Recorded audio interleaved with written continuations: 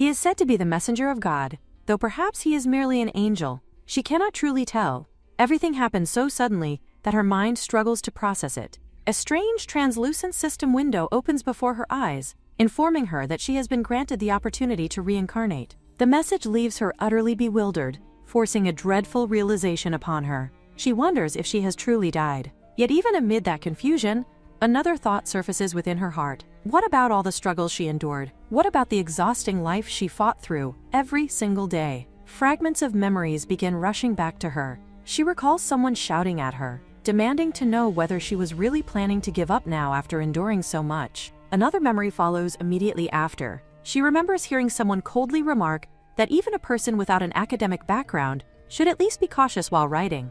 If she could not handle the pressure, then she should simply admit it. There had even been people who openly declared that countless others could replace her at any time. For her, it had always been the same repetitive day. Earlier that evening, she had been standing inside a supermarket while absent-mindedly thinking that it was already 6 o'clock. Soon, Manager Park would arrive, and with him would come the beginning of another endless and exhausting routine. Her body had already been worn down by the burdens of ordinary life, and the only thing she wished for was to return home quickly. At the same time, another story occupies her thoughts. She recalls the romance fantasy novel she had been reading earlier. In the middle of her exhaustion, she thinks about the female protagonist from that story. A girl born with a golden spoon in her mouth, who nevertheless desperately wishes to escape from her wealthy household. Despite having a rich father and handsome brothers, the heroine constantly talks about fleeing from home as quickly as possible. The absurdity of it all makes her scoff internally. She cannot understand why anyone blessed with such a luxurious life would ever want to leave it behind. In her eyes, the heroine is acting like a complete fool.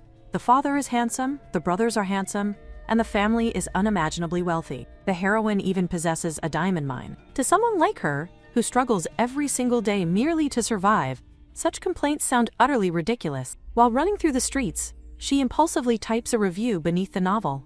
In that review, she jokingly wishes that she could become the daughter of that family instead. Unlike the heroine, she believes she could live happily in such luxury without ever trying to run away. Reading romance fantasy novels has always been the only small happiness in her difficult life. Then, in the next instant, everything changes. As she moves across the street, a truck suddenly rushes toward her.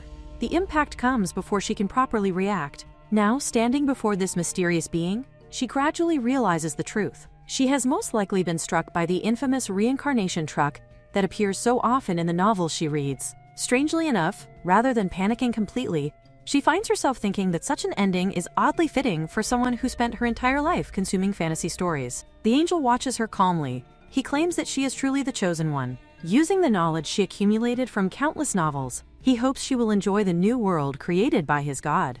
According to him, the god named Aphthines created that world while drawing inspiration from many different sources. However, among all those influences, romance fantasy novels became the greatest source of inspiration. Hearing this explanation only makes her stare at him in disbelief. Inwardly, she begins questioning whether this angel is completely insane. To her, a world created by a god obsessed with romance fantasy novels sounds utterly untrustworthy. Although she had once joked about wanting to become the heroine of such a story, she never expected that absurd wish to become reality. The angel, however, appears strangely cheerful about the entire situation. He reminds her that she herself wrote those comments wishing to become the heroine. His words make her realize that angels are far more frivolous and carefree than she had ever imagined. After thinking quietly for a moment, she finally wonders why she, out of all people, has been chosen for reincarnation. The angel explains the reason quite naturally. Apparently, she has commented on every single novel Aphthines has ever read. Among countless readers, her comments consistently became the most popular. She always provided the protagonists with detailed advice, criticized foolish decisions, and suggested better ways for the stories to progress. Because of that, the angel believes she will adapt exceptionally well to a world personally created by the god himself.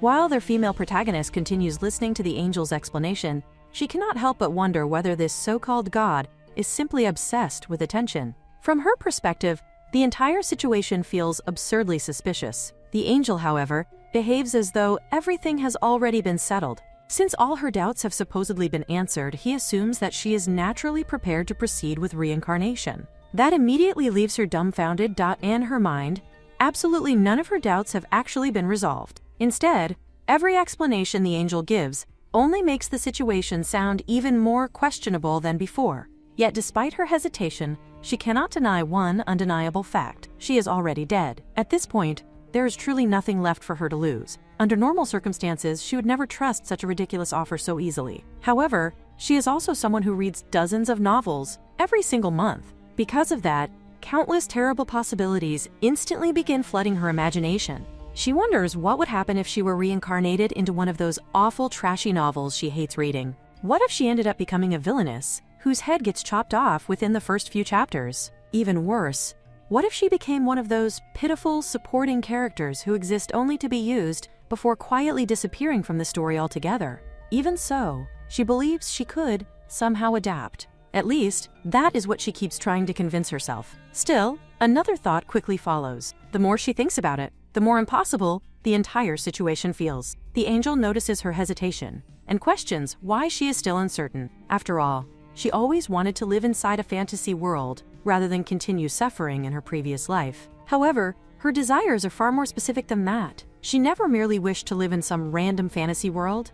Earlier, she clearly stated that she wanted to be reborn into a wealthy household with a golden spoon in her mouth, complete with a handsome father and handsome older brothers. In her mind, those elements are the very foundation of every proper romance fantasy novel. The angel appears slightly exasperated by her endless conditions. Even so, he eventually relents. If those are truly the circumstances she desires, then he claims he will arrange things accordingly. The moment she hears that promise, another impulsive thought slips from her mouth. She blurts out that all those family members should probably die for her sake anyway. Her own words surprise even herself. The angel immediately remarks that such a setting is not actually very common. Most stories do not begin with every family member dead from the start. Usually, even if the family members eventually die, they first dislike the heroine before later becoming attached to her. He casually wonders whether she wants a beginning similar to those tragic stories where the entire family dies immediately. Realizing how horrifying her statement sounded, she hurriedly denies it in embarrassment. She insists that it was merely a slip of the tongue. In truth, she plans to do her best once she reincarnates. Satisfied with that answer, the angel finally declares that everything has now been decided. She is about to be reincarnated. Yet just before everything proceeds, another important realization strikes her. In most romance fantasy stories, the heroine usually possesses some kind of extraordinary special ability. Remembering that essential detail, she quickly brings it up.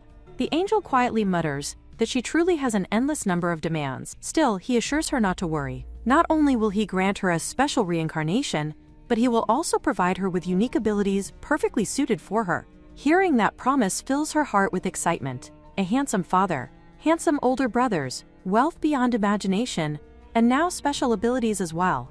As she thinks about everything she is about to receive, she cannot help wondering whether this is finally compensation for all the hardship she endured throughout her miserable previous life. She knows she was never an especially good person. Nevertheless, she suffered endlessly while living. Perhaps now, at long last, fortune has finally chosen to smile upon her. Meanwhile, the angel's atmosphere suddenly changes. His voice lowers into something strangely dark and ominous as he quietly announces that the contract is now being established. He addresses her as a dear human, while an enormous rift begins opening behind him. The sudden mention of a contract immediately alarms her. Only then does she realize something extremely important. Contracts are supposed to involve equal exchange. There should always be some kind of price attached. Panic rapidly overtakes her thoughts. She hurriedly tells him to wait for a moment, but before she can fully stop the process, another terrifying realization dawns upon her. That angel was never truly an angel at all. He is the devil. The moment she recognizes the truth, she begins desperately shouting that she wants to cancel the contract immediately. However, the devil calmly informs her that the agreement has already been completed. Despair immediately floods her expression. Still clinging to the last fragment of hope, she quickly demands to know about her special abilities. If he truly tricked her about that as well, then she would rather die again than accept it. The devil merely smiles calmly before explaining that he gave her an ability perfectly suited for her. Then he reveals the horrifying truth. She is now the wife of his father. The scene abruptly shifts afterward. Inside a grand castle, someone can be seen painfully scrubbing the floor while tears stream endlessly down her face. That miserable figure is none other than their unfortunate female protagonist herself, crying bitterly while calling the devil a complete swindler.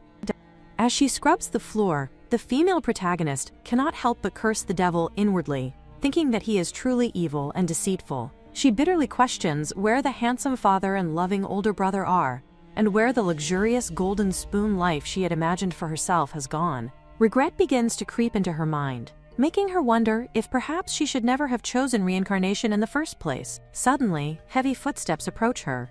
A man steps forward and coldly remarks that she is being lazy once again, adding that she resembles her useless mother far too much. His harsh words immediately make the female protagonist tremble in fear as she hurriedly apologizes. However, the man only grows more irritated, criticizing her for being unable to clean even a single hall properly. The female protagonist lowers her head and apologizes once more, addressing him respectfully as her uncle.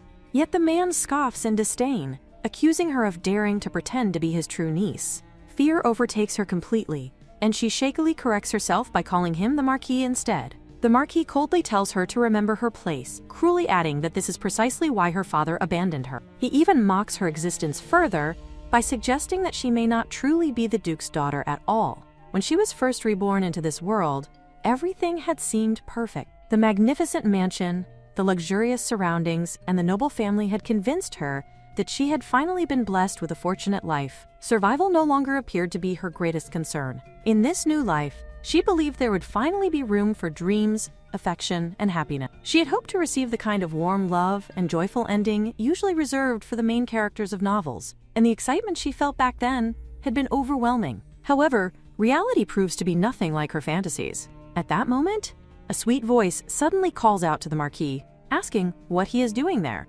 The owner of the voice is a beautiful golden-haired girl named Caddy, the female protagonist's cousin. If this world truly resembles a novel, then Caddy is undoubtedly the heroine destined to stand at the center of everything. The true main character of this story is not the female protagonist herself. The Marquis immediately softens upon seeing Caddy and asks what she is doing there. Caddy gently tells him that he should not bully a child like this, causing the Marquis to praise her for being such a kind and caring girl who always worries about others. Caddy then reminds him that her birthday is approaching soon. The Marquis warmly explains that this is exactly why he is having the grand hall cleaned. Although Caddy modestly claims that her birthday party does not need such a large hall, the Marquis lovingly insists that his precious daughter deserves the very best and that he could never put in only minimal effort for her special day. A bright smile spreads across Caddy's face before she walks toward the female protagonist and asks whether she is all right. However, as soon as she comes close, she quietly whispers mockingly for her cousin to calm down before turning back toward her father and complaining that her shoes have become soaked with dirty soap water. The Marquis immediately reassures Caddy that he will simply buy her a new pair of shoes. Then, without sparing another glance toward the female protagonist, the two of them leave together, abandoning her alone in the enormous hall. Sniffling quietly to herself, the female protagonist forces her aching body to continue cleaning, thinking that she needs to finish quickly. That night, she lies trembling weakly in her small bed, as pain throbs through her feet. She had failed to clean the hall properly, and because of that mistake, she has been denied dinner for an entire week. Surviving on only one meal a day is already unbearably difficult for her frail body. Soon, Caddy enters the room and calmly tells her not to be so upset. She claims that it would be unfair to everyone else if she were to give her cousin free meals. According to her father, anyone who does not work does not deserve to eat, so the female protagonist simply needs to work harder from now on and perform her duties properly. The female protagonist remembers how her uncle would often tell her that her father irresponsibly abandoned her and refused to provide child support money. Because of that, he constantly reminds her that every single meal she eats is paid for by their household. The price of her food is labor. They constantly mock her, repeatedly asking whether she even understands how much food she consumes every day. According to them, it costs an enormous amount of money to raise her, and they never allow her to forget that her real father abandoned her long ago. They endlessly remind her that the person feeding, clothing, and sheltering her now is her uncle. The Marquis often sneers, while claiming that one day he may need to investigate whether she is truly his brother's biological daughter or not. Every time he says such things, amusement fills his expression, especially when he points out that she cannot even use dark energy like the rest of the family. To him, that alone is proof enough that something is wrong with her existence. Hearing those cruel remarks over and over again makes the female protagonist feel as though she truly has been abandoned by fate itself. She had once believed that she would inherit everything connected to her father's noble bloodline, the luxurious golden spoon life, the powerful dark energy passed down through generations, and the affection shared within such an influential family. She had thought she could finally have everything she lacked in her previous life. Yet reality crushes those dreams mercilessly. Still, she repeatedly tells herself that it is not a big deal. However, no matter how many times she tries to suppress her emotions, tears continue slipping down her cheeks uncontrollably. There is no cold medicine in this world, and her young body is already far too weak to endure such constant suffering. Even so, she stubbornly forces herself to stay strong. No matter how unfair this world may be, she refuses to die like this. Deep within her heart, she swears that she will survive somehow in this hopeless, zero-point world. The next morning, the mansion is overflowing with celebration as guests gather for Caddy's birthday party. Everyone enthusiastically congratulates her, praising her beauty despite her young age. The luxurious dress she wears is so extravagant and elegant that the female protagonist cannot even comprehend it as something meant for a child. The Marquis clearly adores Caddy beyond measure. For her birthday, he gifts her an incredibly expensive gown, stunning everyone present. Soon whispers begin spreading among the guests as they quietly remark that the dress alone probably costs as much as an entire mansion. Some even mention that he buys her dresses of that level every single year. Hearing those conversations only deepens the female protagonist's loneliness. Watching Caddy being showered with endless love and affection makes her painfully aware that compared to her cousin, she is truly nothing within this household. Suddenly, Caddy accidentally steps onto something dirty. Immediately, the Marquis furiously turns toward the female protagonist and demands to know why she is merely standing there, staring blankly. He orders her to hurry and wipe it away at once. The female protagonist quickly looks around, preparing to obey, but soon notices that none of the other servants move to assist her. She instantly realizes that it must have been the Marquis's direct order for nobody to help her. Meanwhile, the Marquis continues yelling at her angrily, demanding to know whether she intends to disobey him once again. He cruelly reminds her that being starved for an entire week apparently was not enough punishment for her attitude. Then he coldly asks whether she would prefer to be whipped instead. Hearing those threats causes Caddy to quietly snicker beside him. The female protagonist lowers her head and tells herself that this humiliation is nothing special anymore. Without protesting, she kneels down and begins wiping Caddy's shoes using her own clothes. She convinces herself repeatedly that she is not someone important, so enduring this much should not matter. Yet even while forcing herself to accept the humiliation, a painful question still lingers in her heart. Is she truly worthless? Suddenly, a cold, unfamiliar voice cuts through the atmosphere, questioning whether their memory is mistaken. Sniffling softly, the female protagonist slowly turns around. At that moment, a tall man with black hair steps forward before everyone present. The very first thing he says is that his daughter is not blonde. People immediately begin to shout in shock and excitement the moment the man appears. The atmosphere changes in an instant, becoming heavy and suffocating as everyone stares at the figure standing before them. It is none other than Duke Farihion himself, the infamous man feared throughout the empire. His presence alone feels overwhelming, his darkness seemingly deeper than the abyss itself, while his eyes are redder than pure pigeon blood. If someone were to describe him in a novel, they would surely write of a man born from darkness itself, someone whose very existence radiates danger and authority. At the sight of him, the female protagonist suddenly recalls the cruel words her uncle once spoke to her. He had said that this was the exact reason her real father abandoned her. The realization strikes her heavily as she stares at the Duke. She instantly understands that this terrifying man standing before her is her biological father. The Marquis quickly approaches the Duke and questions why he is here when he was supposed to remain on the Western Front. The Duke calmly replies that matters there are already over. The Marquis immediately responds that the war obviously cannot be completely finished yet, but the Duke coldly remarks that the situation has become troublesome enough for him to personally handle even insignificant matters himself. After saying that, his sharp gaze lands upon the female protagonist. His eyes narrow slightly before he questions the Marquis about the strange-looking child standing there. The Marquis hurriedly explains that she merely worked in their household. The Duke's expression darkens further, and he questions whether the Marquis truly expects him to believe that such a miserable and ghastly-looking girl could possibly be his daughter. The female protagonist cannot even understand why he is calling her terrible-looking when she had tried her hardest to dress properly today. Even so, she gathers all the courage she has left and desperately asks him to take her with him. The Duke merely stares down at her silently. With hesitation filling her voice, she explains that she has not been able to wash herself properly, which is why she currently looks this way. She hurriedly continues speaking, desperately trying to convince him that she can still be useful. She explains that she is very skilled at cooking and cleaning, and that she can earn her own keep without causing any trouble. She even promises that she will shine his shoes every single day until they gleam brightly. As she speaks, tears begin falling uncontrollably from her eyes because she truly does not wish to remain in this place any longer. In a trembling voice, she admits that she wants to go home. The Duke quietly mutters that the situation is unbelievable. However, the female protagonist suddenly bursts out crying louder than before. She loudly declares that he is her father, just like how Katie has her own father by her side. Her voice shakes violently as she continues sobbing, desperately pleading for him to take her home with him. After sniffling for some time, she cautiously peeks upward, only to suddenly feel herself being lifted from the ground. Confusion immediately overtakes her as she lets out a startled cry. The Duke glares at her with cold eyes before casually informing his subordinate that they are leaving. The female protagonist can hardly process what is happening. Everything feels unreal, yet overwhelming happiness quickly begins filling her heart. She realizes that she is finally escaping this horrible place. Just a few more steps, and she will truly be free.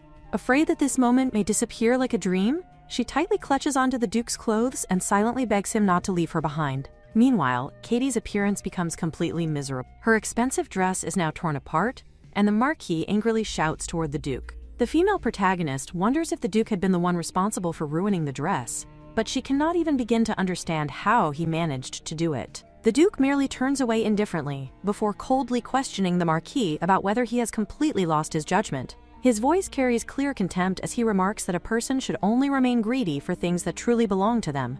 The female protagonist notices something strange afterward. Despite the Duke's harsh words, the Marquis says nothing in return. Instead of reacting angrily, he remains silent, as though burdened by guilt over something he has done. Soon the entire scene shifts away from the tense atmosphere of the mansion and moves toward a breathtakingly beautiful place. Our female protagonist slowly opens her eyes and stares blankly at the ceiling for a moment, wondering what time it might be. The room is quiet and peaceful, something she is still not completely used to. Suddenly, a maid enters the room and asks if she is finally awake. The female protagonist quickly replies that she is awake before politely greeting the maid good morning. As she speaks, she notices once again that the maid's expression remains completely emotionless. None of the servants in this mansion ever seem to display much emotion, and she still cannot decide whether that makes the atmosphere comforting or unsettling. It has already been 10 days since she arrived at the Duke's mansion. As she slowly moves her body, she realizes that her legs no longer hurt anymore. In fact, her recovery has been unbelievably fast. Not only have her injuries healed, but her overall condition is actually much better than before she was ever hurt. Her body feels healthier and stronger than it ever has in her life. However, during these 10 entire days, she has not seen the Duke even once. Not that she particularly misses him or anything. The moment that thought appears in her head, she immediately denies it internally. She convinces herself that she is only thinking such things because she is finally warm and well fed. No one in this place beats her, and she no longer has to endure endless starvation. For the first time in her life, she can sleep peacefully without fear. She truly wants to remain here, but in order to continue staying in this mansion, she believes she must properly earn her place. At the same time, she also realizes that she needs to figure out what kind of person the Duke truly is. Justice, kindness, protection, and peace are words that absolutely do not suit him at first glance. Instead, he feels far more like a terrifying villain. Still, from her experience, as someone who has read countless novels, she knows there are two kinds of villain. The first type consists of disgusting people who deserve nothing less than a brutal beating, just like the Marquis. Then, there is the second type. The Duke undoubtedly belongs to that category. Although he is feared as a tyrant and treated like a villain within the story, he is not actually a bad person deep down. Judging from the way events are unfolding, she is almost certain of it. The gamble she took that day had been an enormous risk, yet somehow she won. At least, that is what she wants to believe. Still, in order to truly understand what kind of person the Duke is, she first decides that she needs to carefully observe the situation around her. The scene then shifts toward the maids speaking to her while she insists on helping with the work around the mansion. The maids repeatedly tell her that there is no need for her to do such things, but the female protagonist stubbornly refuses to listen. She insists that she has to work while carefully cleaning the windows herself. As she continues wiping the glass, She explains that she must earn her keep if she wishes to continue staying here. After all, everyone agreed that she would work in exchange for being allowed to remain inside the mansion. Her words immediately shock the maids. The servants exchange confused looks before explaining that there must have been some kind of misunderstanding. They tell her that she is the Duke's younger daughter, meaning she would never be expected to work like an ordinary servant. However, the female protagonist calmly replies that if she were truly considered the young daughter of this household, then she would have been living here from the beginning. Instead, she had been abandoned by both her mother and father. An abandoned child could never truly be considered a real child anymore. The maids hurriedly attempt to explain the circumstances behind everything. But before they can continue, another voice suddenly interrupts them. The Duke himself appears. His cold gaze immediately falls upon her as he asks what exactly she is doing there. The female protagonist becomes startled upon seeing him. Internally, she wonders why he has returned home so early today. Even so, she quickly answers that she is simply cleaning because she is good at it. Her response immediately causes the Duke to frown deeply. He coldly questions who told her to waste time doing something so pointless. The female protagonist hurriedly explains that she had promised to earn her stay. The moment those words leave her mouth, the Duke suddenly lifts her into his arms with ease. She stiffens in shock. As he looks at her closely, he comments that she is still nothing but skin and bones. His words immediately make her nervous, and for a brief moment, she wonders if he intends to throw her out just like this. However, contrary to her fears, she is instead carried toward an enormous dining area where a lavish and beautiful meal has already been prepared before her. The table is filled with luxurious dishes she has never even seen before in her life. Then, while looking directly at her, the Duke coldly states that he will say it once again for her to properly understand. Our female protagonist begins eating quietly, trying her best to appear calm in front of the Duke. However, midway through the meal, she suddenly stops moving her utensils. The subtle action immediately catches the Duke's attention, causing him to question why she is no longer continuing her meal and whether there is something she cannot eat. Internally, panic completely overwhelms her. She desperately thinks that she truly cannot continue anymore. Her stomach already feels painfully full, almost as if it is about to burst. Yet despite that, fear continues to pressure her from within. She knows very well that refusing food in this place might create another troublesome situation. In her mind, she anxiously wonders whether the Duke might become angry if she stops eating now. She even fears that he may not simply throw her out, but could possibly kill her for being disobedient. The terrifying thought causes her body to tremble slightly as she struggles to decide what she should do. No matter how hard she tries, she genuinely cannot force herself to eat another bite. At that moment, one of the maids carefully steps forward and respectfully asks the Duke for permission to speak. She gently explains that the youngest lady is unlike others and possesses a naturally small appetite. If she forces herself to eat more than she can handle, the maid fears she may suffer from a severe stomachache afterward. The Duke turns his gaze toward the maid and questions who she is. The maid politely introduces herself as Anna. Hearing the name, the female protagonist realizes something unexpected. Despite seeing this maid every single day since arriving at the mansion, she has only now learned her name for the first time. The Duke then calmly declares that Anna will be responsible for taking care of the child from now onward. Anna immediately accepts the order respectfully. Those words completely shock the female protagonist. The realization that she is going to have her own personal maid leaves her stunned for a moment. Gathering a bit of courage, she cautiously asks the Duke whether she is truly allowed to continue staying in the mansion. The Duke responds as though the question itself is ridiculous. From the perspective of outsiders, throwing away a daughter who has only recently been brought back after many years would become a disgraceful scandal. There is also the dignity and honor of the noble family to consider. He remarks that he should have thought more carefully about these matters earlier, and admits that he has been far too careless until now.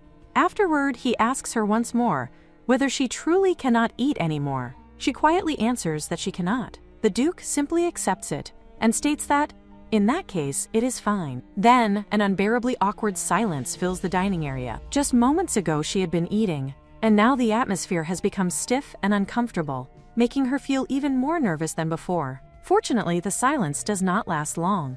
A knight suddenly arrives and apologetically informs the Duke that the Imperial Palace has contacted him regarding the rushed matter from earlier that day.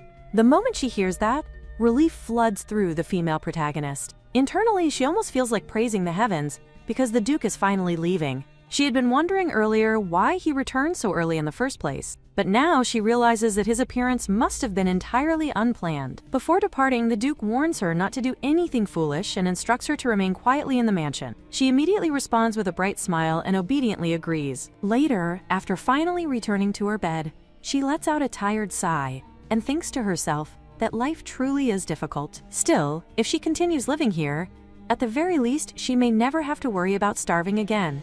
Not long afterward, Anna enters the room and gently tells her that, as she can already see, His Excellency has no intention of abandoning her. The female protagonist quietly sits up in bed while inwardly thinking that the Duke's decision is mostly because his reputation is involved in the situation. Anna continues speaking reassuringly, telling her that she no longer needs to perform chores anymore. She is still far too young, and moreover, she is the only daughter of His Excellency. Anna urges her to rest comfortably without anxiety and simply try to be happy. Hearing such sincere words makes the female protagonist wonder whether she truly appears that anxious in front of everyone. At that moment, another maid softly joins the conversation and agrees with Anna's words. She comments that with such a small and fragile body, the young lady must have suffered greatly from nightmares and painful injury. The maid kindly tells her that if she ever feels sick or uncomfortable, she should not endure it alone in silence and must inform them immediately instead.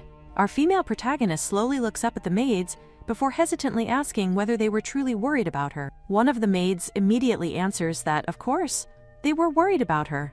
Anna then remarks that such concern should have been obvious from the beginning. However, the female protagonist quietly explains that none of them used to speak much before. Whenever she tried talking to them, everyone always appeared reluctant to answer her properly. Because of that, she had started believing that they all disliked her. Hearing those words, Anna gently asks whether she would actually like to talk with them more openly. Without hesitation, the female protagonist replies that she would. That answer causes one of the maids to suddenly comment that the youngest lady is truly different from the other young masters. Nancy quickly agrees with the statement, saying that the female protagonist is simply like a normal child. The moment those words leave Nancy's mouth, another maid immediately nudges her from the side, as if warning her not to continue speaking carelessly. Realizing what she has said, Nancy hurriedly apologizes. Meanwhile, the female protagonist quietly thinks to herself that ever since she reincarnated, she has never actually been an ordinary child at all. Still, she calmly tells Nancy that it is all right because she personally likes plain and normal things. Deep inside, however,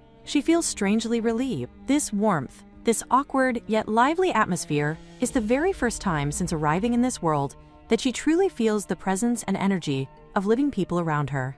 Although the situation still feels slightly unfamiliar and awkward, she finds that she does not dislike it at all.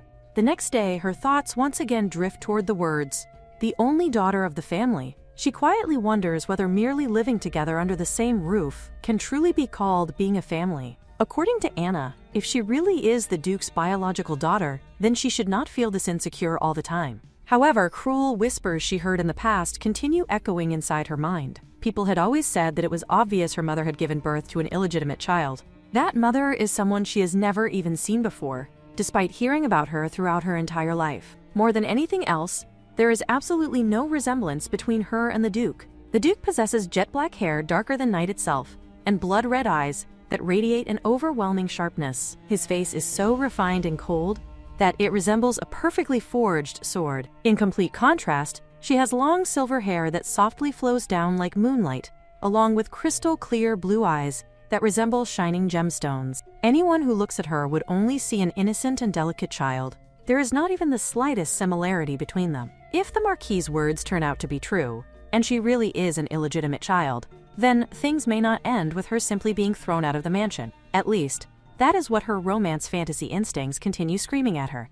Because of that, if she truly wishes to survive, then she must work hard to become a real daughter in the Duke's eyes. If she manages to earn his affection while he raises her, then perhaps even after discovering the truth, he may spare her life instead of killing her.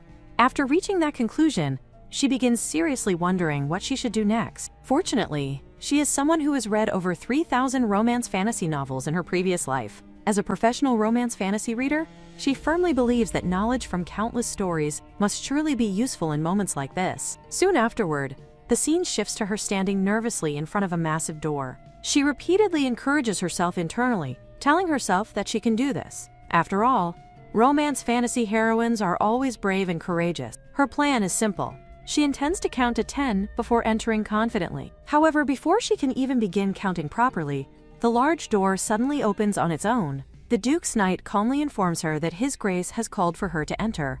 The unexpected situation immediately causes her to panic internally. She cannot help wondering how the Duke somehow knew she had been hesitating outside the room in fear. Once she steps inside, she notices the Duke sitting calmly upon a luxurious sofa.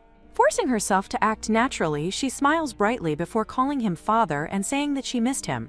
The very moment those words leave her mouth, everyone gathered inside the room suddenly begins whispering among themselves. The strange reaction instantly confuses her, making her wonder whether saying such a thing is somehow wrong. The Duke then questions whether she truly missed him. Hearing the question makes her momentarily nervous, because, admittedly, his presence still makes her uncomfortable. Still, she quickly explains herself. She tells him that it is not exactly discomfort, but rather unfamiliarity. Since she has not spent much time with her father for such a long while, everything still feels unfamiliar to her. Because of that, she wants to stay close to him more often from now onward.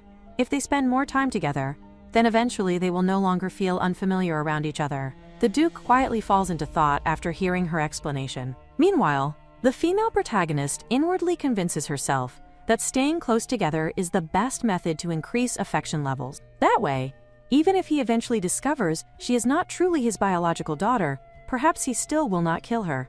At that moment, she notices that the Duke is lightly gripping a part of her clothing, while the surrounding people continue whispering quietly among themselves. Trying to continue her plan, she suddenly reaches out and touches his face. The sensation instantly surprises her. His skin feels unbelievably soft beneath her palm. Despite the Duke's cold and intimidating appearance, the warmth radiating from his body feels comforting and human. Still, she desperately tries calming herself down internally. This is not the time to lose focus.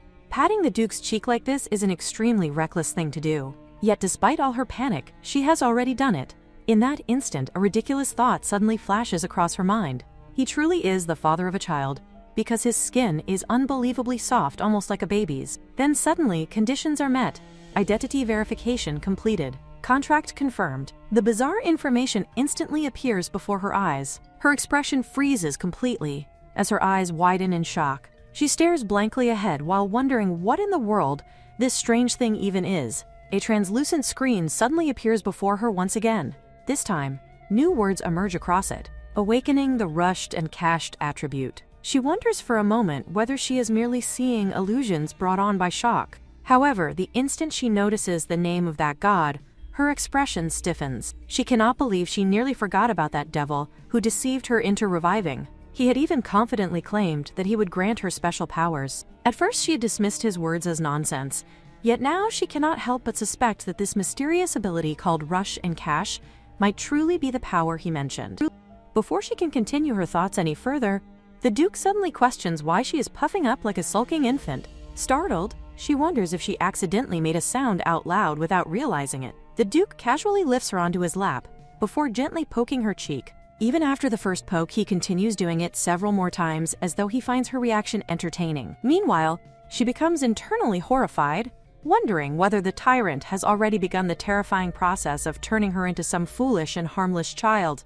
According to what people often say, every touch between a guardian and a child slightly increases their affinity. No matter how small the interaction may be, the bond undoubtedly deepens little by little. She understands that principle very well, which only makes the situation more dangerous in her eyes. Even so, while silently panicking, she cannot deny a certain truth. The Duke is undeniably handsome. Unfortunately for her, the Duke merely comments that she resembles an angry pufferfish. To him, her stubborn expression appears less threatening and more amusing. Deep down, she realizes this is probably the final stage of denial, the point where someone has already fallen into a hole yet continues pretending there is still a way out.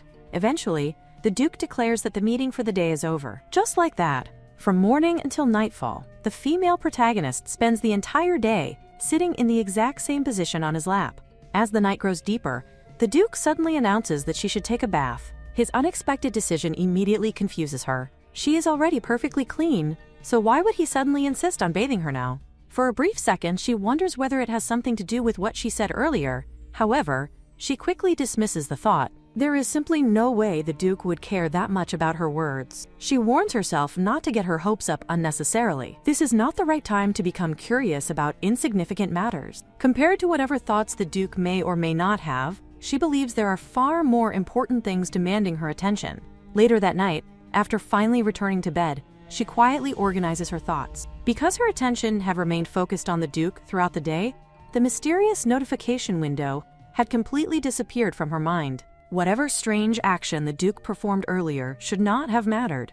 And yet, despite doing absolutely nothing, the translucent screen abruptly appears before her once again. The system informs her that an unconfirmed notification remains pending and asks whether she would like to confirm the information. She hesitates. What exactly is she supposed to do in this situation?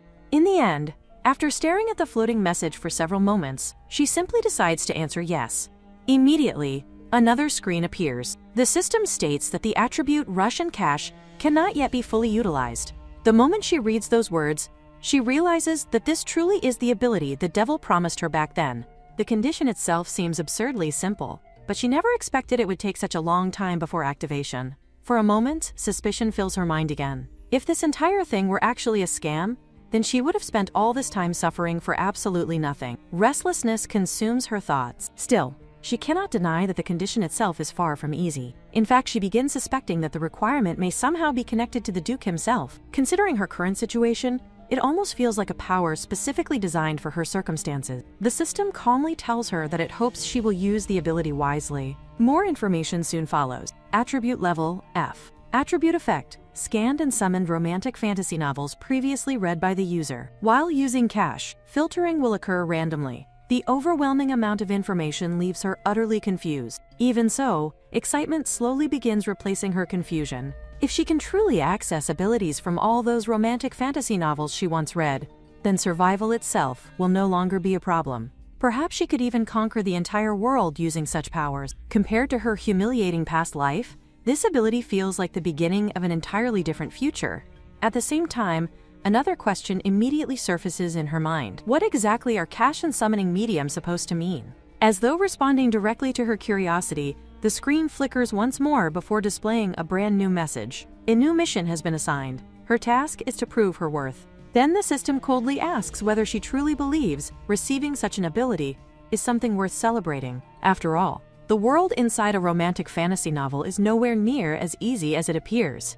Regardless of whether it is day or night, the system warns her that she must remain cautious at all times and constantly watch her back. It reminds her not to forget that her ability is far from perfect. If she truly wishes to survive, then she must prove her worth by refining the ability through her own strength rather than relying entirely on luck.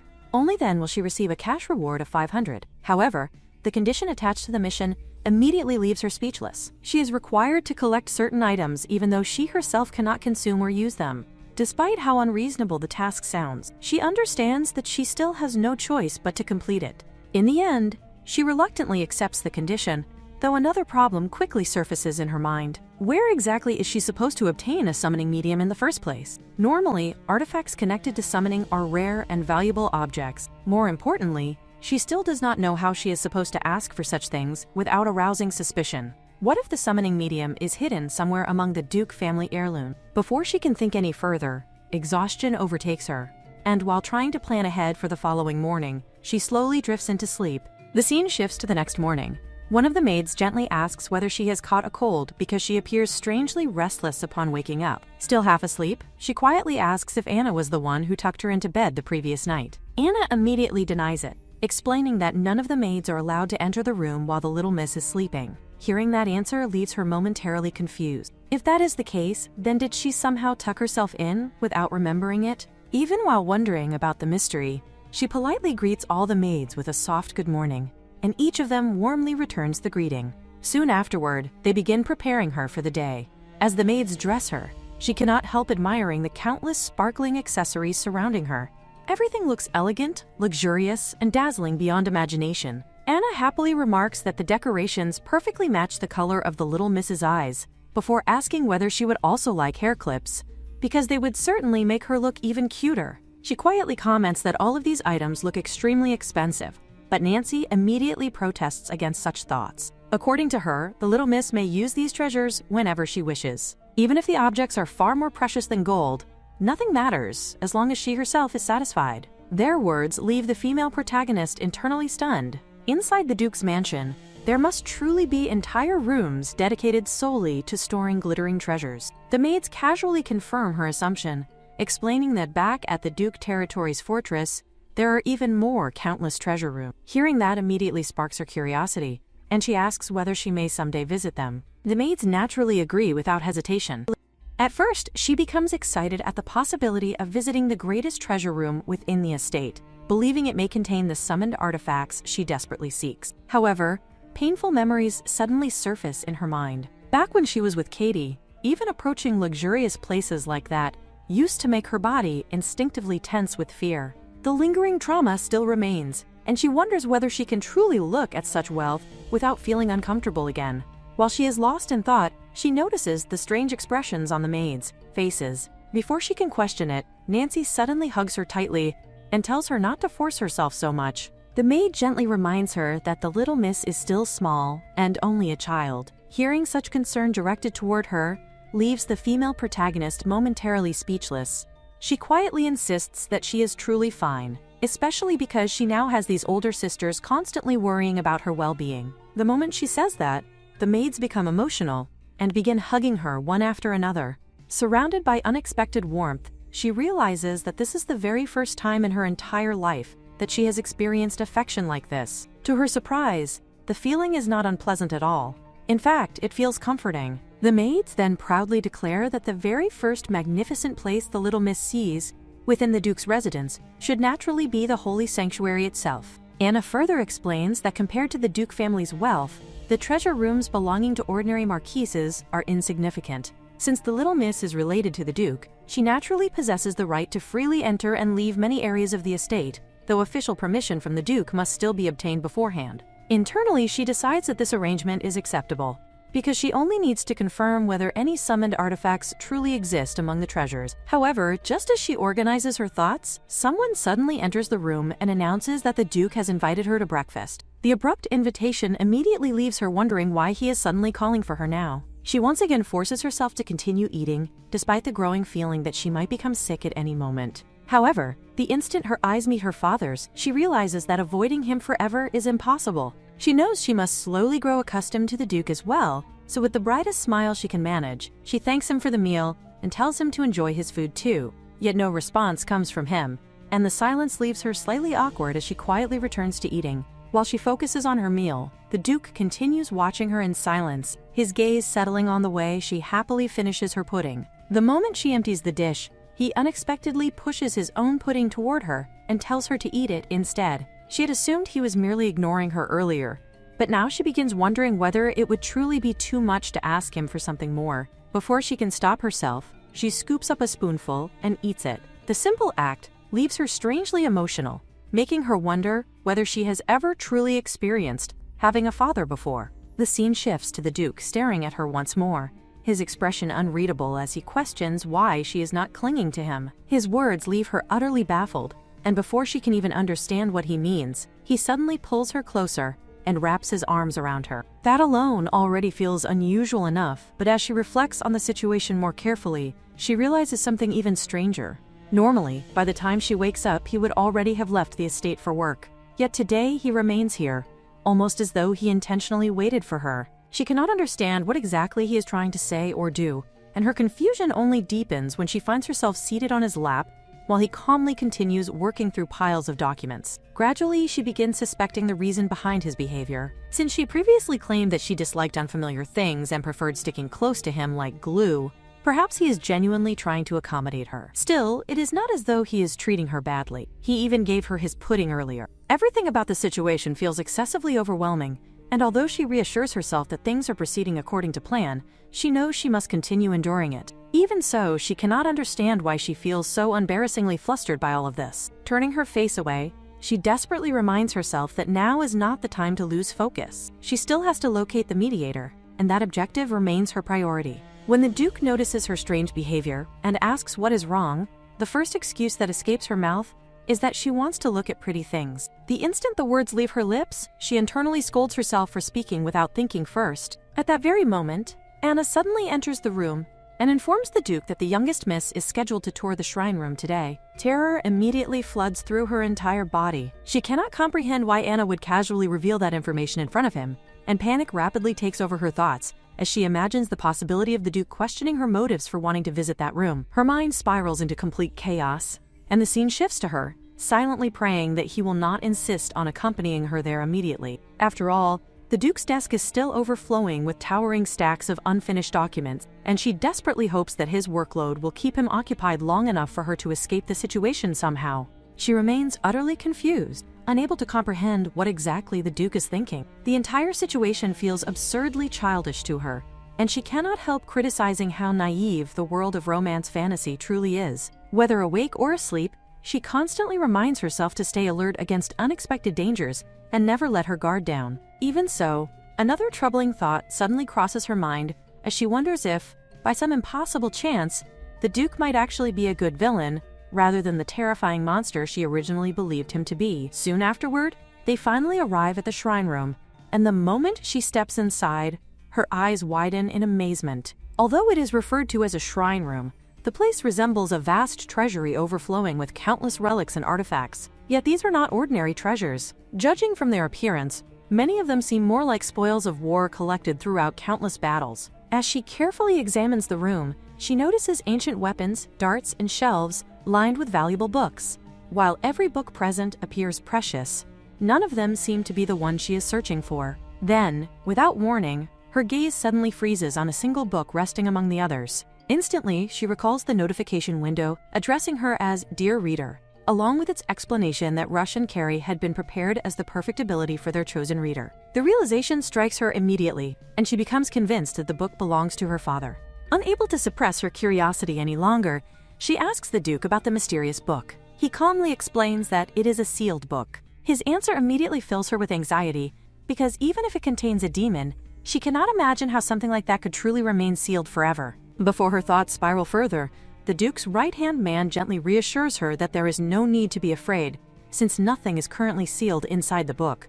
Although she outwardly insists that she is fine, internally she panics at the possibility that the Duke may have mistaken her fear for childish fright. Trying to hide her unease, she questions why the book is stored in such a sacred place if it is empty. The Duke explains that the sealed book is considered the founding Duke's most valuable treasure. Hearing that immediately sparks her interest, and she responds with fascination, marveling at how ancient the artifact must be before politely asking whether she may touch it once. However, the Duke gives her absolutely no response. The silence instantly makes her heart sink, as she wonders if her ability has failed to affect him after all. Sensing the awkward atmosphere, the Duke's aide comments that the Duke likely refused only because the book's condition has deteriorated over time and must be handled carefully. Even so, she cannot shake her disappointment, and after quickly assessing the situation, she decides that making a strategic retreat for today might be the safest option.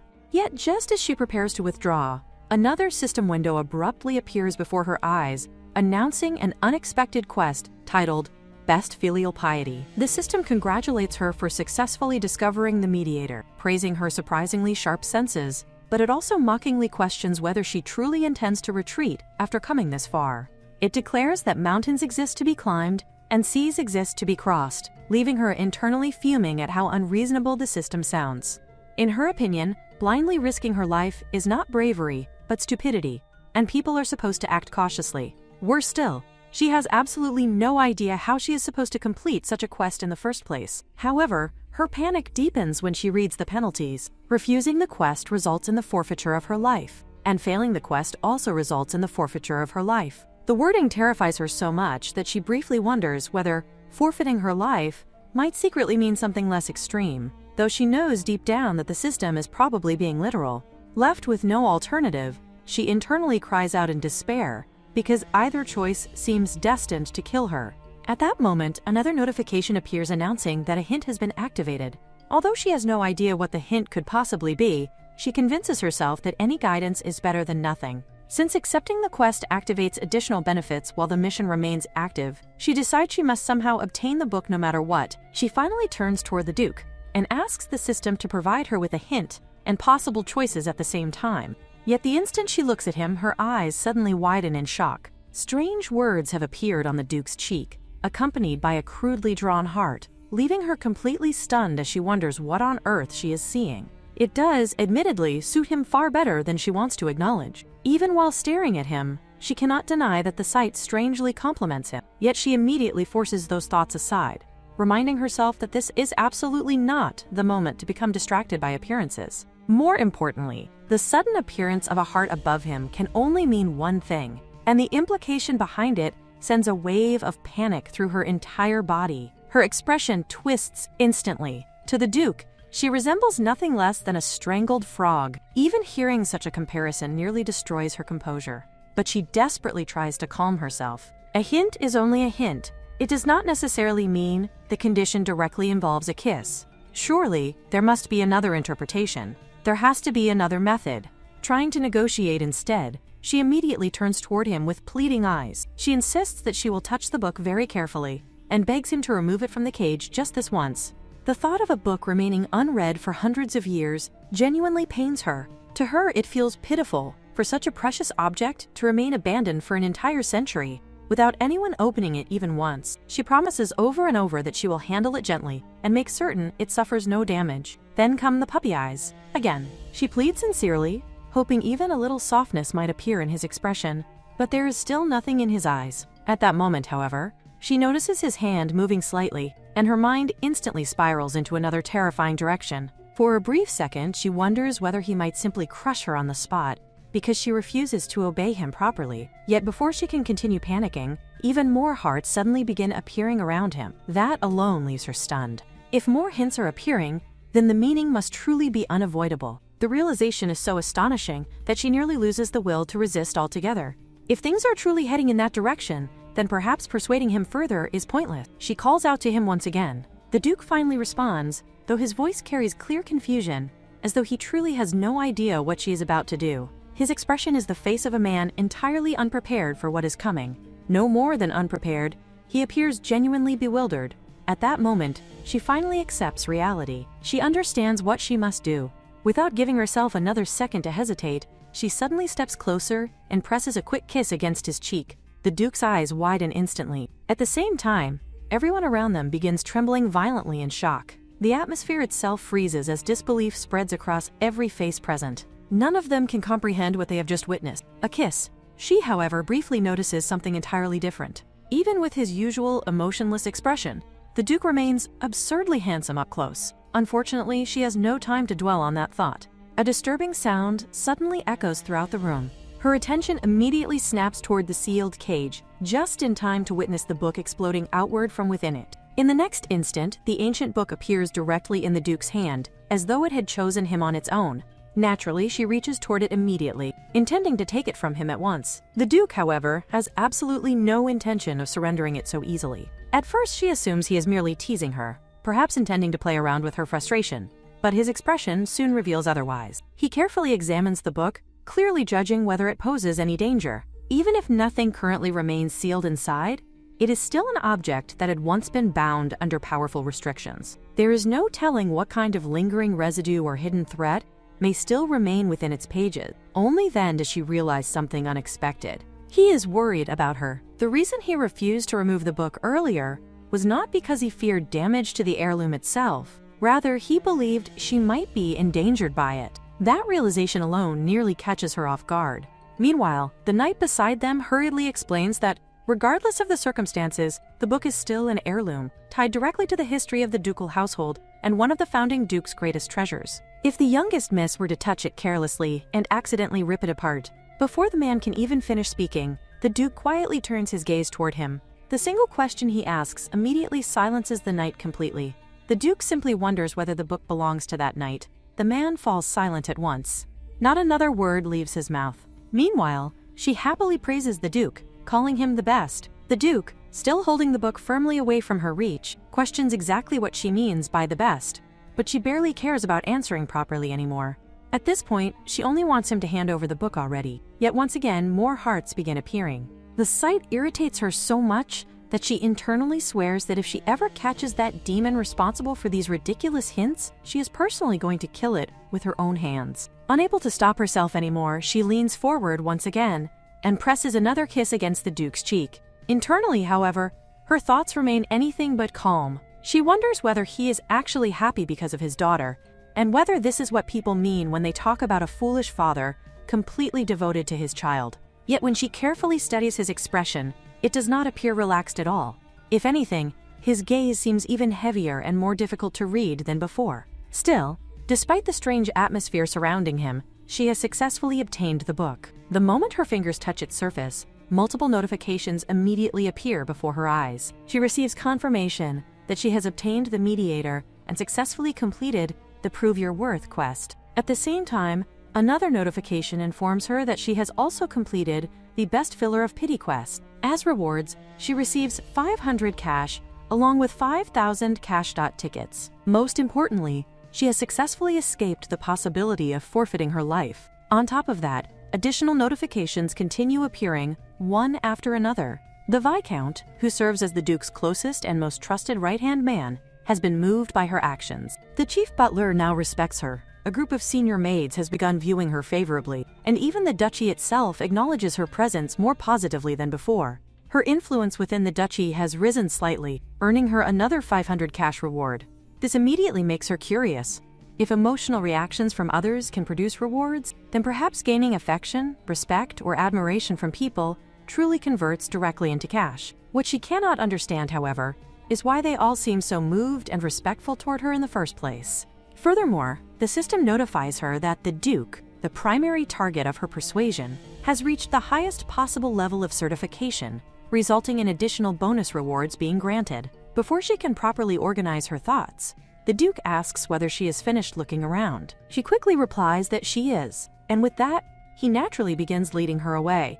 Even while walking beside him, she continues thinking about the newest notification she has not yet checked. More than anything else, she desperately wants to return to her room so she can inspect the cash rewards, examine the bonus tickets, and finally use her ability on the mysterious book to determine whether it is truly genuine. Meanwhile, elsewhere within the duchy, a far more serious conversation is taking place. Reports begin arriving regarding the Mana Stone mining project launched by the Marquis. According to the gathered information, investors are flooding toward the business at an alarming rate. However, something about the entire situation feels deeply suspicious. Rumors have already spread that even the duchy itself invested in the project. In fact, the matter has become so widely discussed that it can no longer truly be considered a mere rumor anymore. The only reason the matter was investigated at all is because the Duke had previously ordered his subordinates to keep a close eye on the Marquis' movement. Otherwise, they likely would have dismissed the drunken statement entirely. Supposedly, during a drunken stupor, the Marquis openly claimed that the duchy had invested in the mining operation.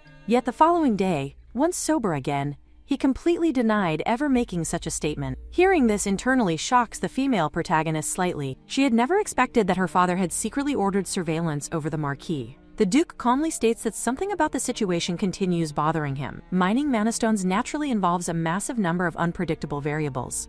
And despite that, the project has somehow attracted an excessive number of influential investors. When the list of confirmed participants is presented, even she can immediately recognize the enormous names involved. The Duke of Elbaron, the Duke of Yiscamil, and even the Shara del Marquis estate have all participated. One of the men observing the matter points out that those individuals are not people who would recklessly move their money without confidence. Every one of them normally remains firmly attached to their positions, unless there is certainty behind their actions.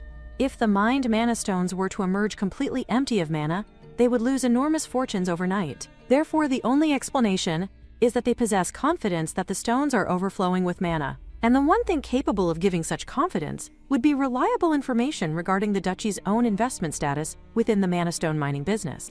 The Duke immediately dismisses the idea that the Marquis merely lied drunkenly without purpose. He questions his men about where such nonsense originally began, and they explain that the source remains unclear because the story spread through claims that the Marquis accidentally revealed it while intoxicated. However, after reviewing the records carefully, they discovered that all three major investors committed to the project around the exact same period of time. Despite that, there appears to have been no personal communication between them whatsoever. Marquis Shiradel continued actively attending parties and clubs, while Duke Delbarton and Duke Tamil both became unusually quiet during the same period.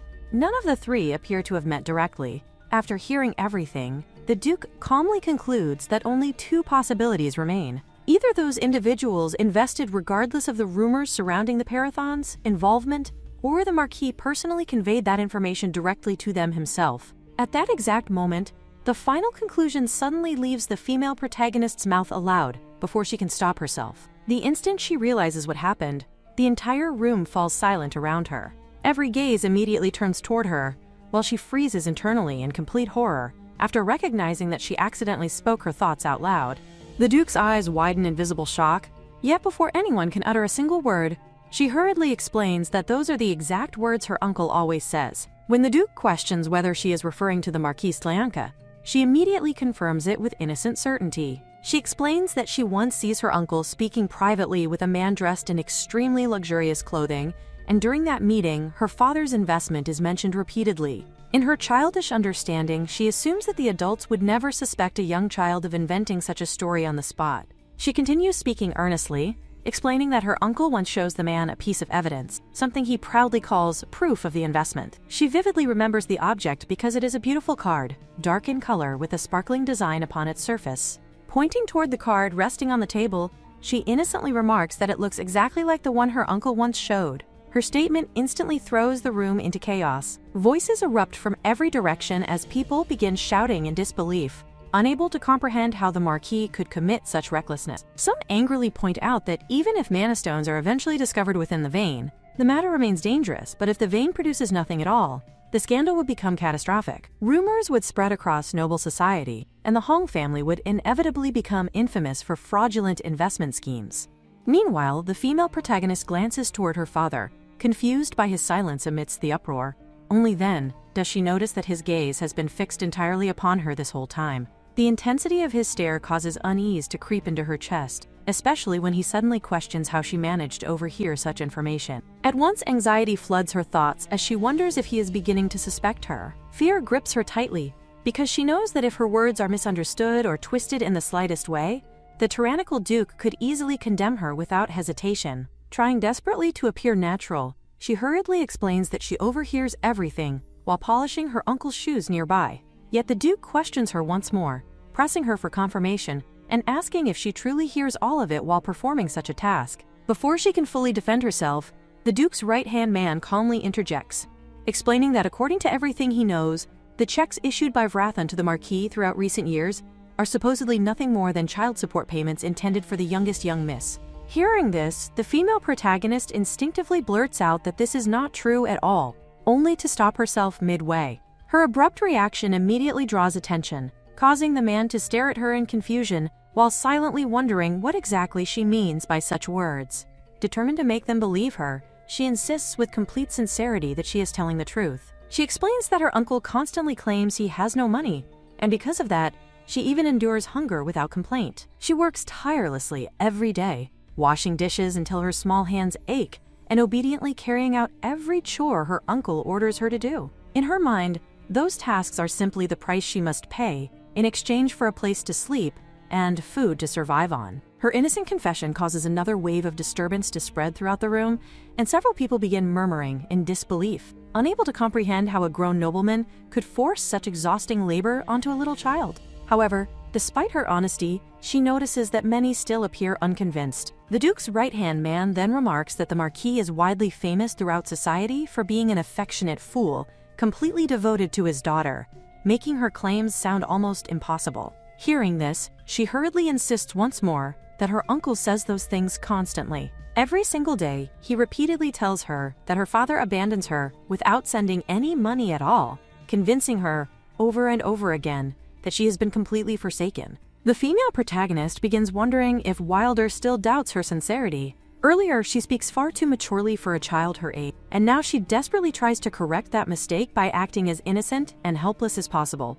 With careful hesitation, she explains that she is only capable of doing very small amounts of work and that she is usually given merely 2 meals a day. She quietly adds that there are countless times when she receives only a single meal because she fails to finish all the work assigned to her, and there are even entire days when she is not fed at all. In her panic, she accidentally cuts off the Duke mid-sentence, but she forces herself to continue because she knows she must sound believable as a child. Once again, the room erupts into shocked murmurs as people openly express disbelief over how anyone could possibly treat a little girl so cruelly. Hearing their reactions only causes bitterness to rise within her chest because none of them truly understand how desperately she struggles just to survive every single day. Overwhelmed by frustration, she suddenly shouts that she is telling the truth. She passionately insists that while polishing her uncle's shoes, she hears him telling another man and an elderly nobleman, along with a red-haired man nearby, that the card is proof of the investment. Her small voice trembles with desperation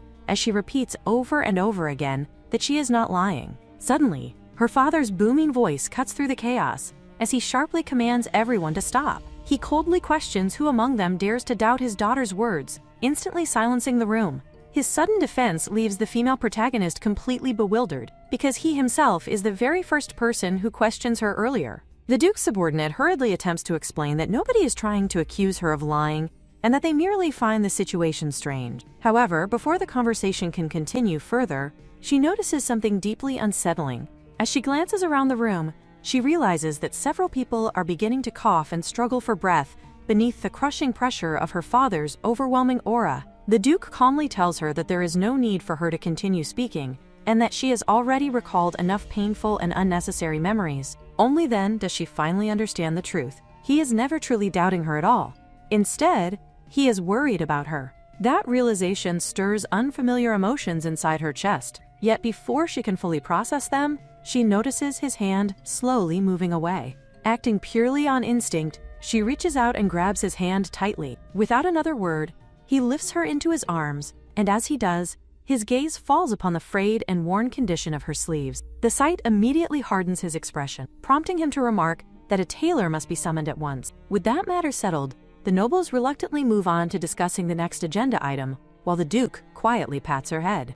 The scene later shifts to the female protagonist lying in bed as she slowly awakens in confusion. She absent-mindedly wonders if she accidentally falls asleep and assumes that Anna must have carried her back to her room. As she sits there quietly, another realization suddenly crosses her mind. Since she is no longer living under her uncle's care, she likely will not see the maids from that household ever again. Yet rather than dwelling on those emotions for long, her attention quickly shifts towards something far more important: the mysterious book. The ancient volume has existed alongside the duchy's history for countless years, and its fragile appearance alone makes it seem as though it could crumble apart at any moment. She nervously worries that a page might fall out the second she opens it, but despite her concerns, she knows she must inspect it quickly. The moment she opens the book, however, a breathtaking light suddenly bursts forth from its pages. A soft and beautiful glow surrounds her entirely, while shimmering bubbles float gracefully through the air around her. Hesitantly, she reaches out to touch one of the bubbles, and the instant it bursts, the worn ancient book transforms completely into what appears to be an entirely brand new volume. The sight leaves her stunned, though she quickly reassures herself that it should be fine, since the book is not destroyed but merely restored. Even so, she reminds herself that whatever has already happened cannot be changed now, so worrying about it further is pointless. Curiosity soon overtakes her thoughts as she wonders what secrets could possibly be hidden within such a mysterious sealed book. Her imagination begins running wild as she speculates whether it contains forbidden magic, methods for borrowing divine power, techniques for sealing death itself, or perhaps even rituals for summoning demons. Despite her nervousness, she ultimately decides she must look inside before making assumptions. Yet when she finally opens the transformed book, she is greeted by nothing except completely blank pages. At that exact moment, another system screen suddenly appears before her eyes, informing her that the mediator has been unsealed, and that the usage restrictions of the rush and cash characteristics have now been lifted completely. The unexpected message leaves her utterly bewildered as she stares at the screen in confusion, wondering what any of it could possibly mean. She wonders whether she can finally use her ability now, and that thought makes her somewhat glad. A new mission is arriving, and it concerns the ways of becoming a good reader. She is even congratulated for finally getting the book. According to the mission, a good tweeter is someone who reads the book, while a reader who does not read the book is considered a bad reader, and everyone is expected to become good readers. The condition of the mission is to use her memory tools to sue someone. The noble activates her ability and uses it, while the reward for completing the mission is 1,000 data units. This is definitely the kind of mission she has always wanted, so she simply decides to go with the flow. However, she soon begins wondering how she is even supposed to summon it. Everything appears confusing and unclear to an inexperienced reader like her, and there is nobody around to guide her. While thinking about it, she begins to pray, hoping that someone endowed with the cold bloodline will suddenly appear before her and use all his strength to defeat the enemy. Before anything else can continue, however, the screen informs her that she must first state the title of the novel she wishes to summon. She immediately feels embarrassed by the idea.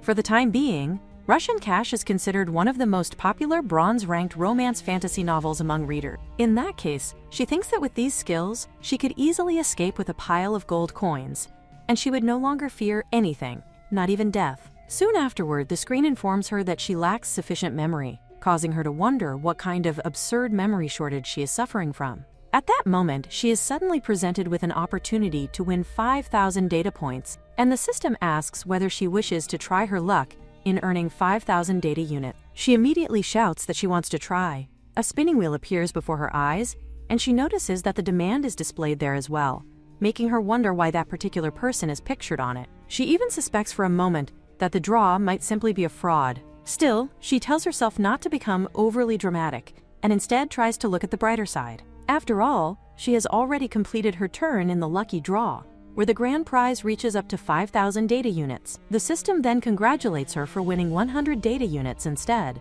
The result makes her want to cry, because, in her previous incarnation, while everyone else won thousands, she had only received 100, and now history is repeating itself once again. Her memory balance now reaches 1,100 units. She lies down on her bed and mutters to herself that with only 1,100 data units, she cannot summon any novels at all. As she continues thinking, she wonders whether there are still unread messages waiting for her. She soon discovers one message informing her that because she has obtained Duke Hire's satisfaction points, she is eligible for a bonus reward. The system asks whether she wishes to claim the bonus prize, and she immediately accepts. Her bonus reward is then calculated, and she learns that the reward comes in the form of a rented novel. The system explains that she will receive the entire novel as a bonus, and may keep it for 3 days, beginning from the day of summoning. This revelation astonishes her, because she realizes she can obtain the complete book rather than just a few chapters. To her, this reward is far better than receiving 500,000 data units. Feeling overwhelmed with gratitude, she begins thanking the Duke repeatedly. Although he cannot understand a single word she is saying, she still feels compelled to express her thanks to him sincerely. Collecting data units for her memory proves to be far more difficult than she originally expected. Because of that, she decides that it would be better to save her remaining memory for a rainy day. While she is thinking to herself, the maid suddenly enters the room and apologizes to her. Anna explains that she feels sorry for becoming upset earlier when she woke her up. He, young girl, immediately raises her voice and tells her not to worry about it. Anna then remarks that she must be very hungry by now and wonders whether she had been sleeping so peacefully that nobody could bear waking her for the meal.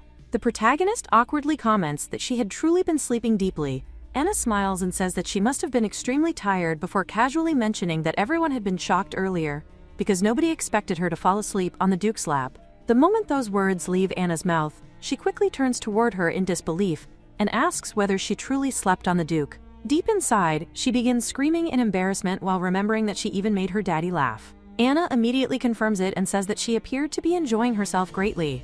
At first, she merely nodded off, but afterward she stretched out comfortably and slept soundly like a log on his lap.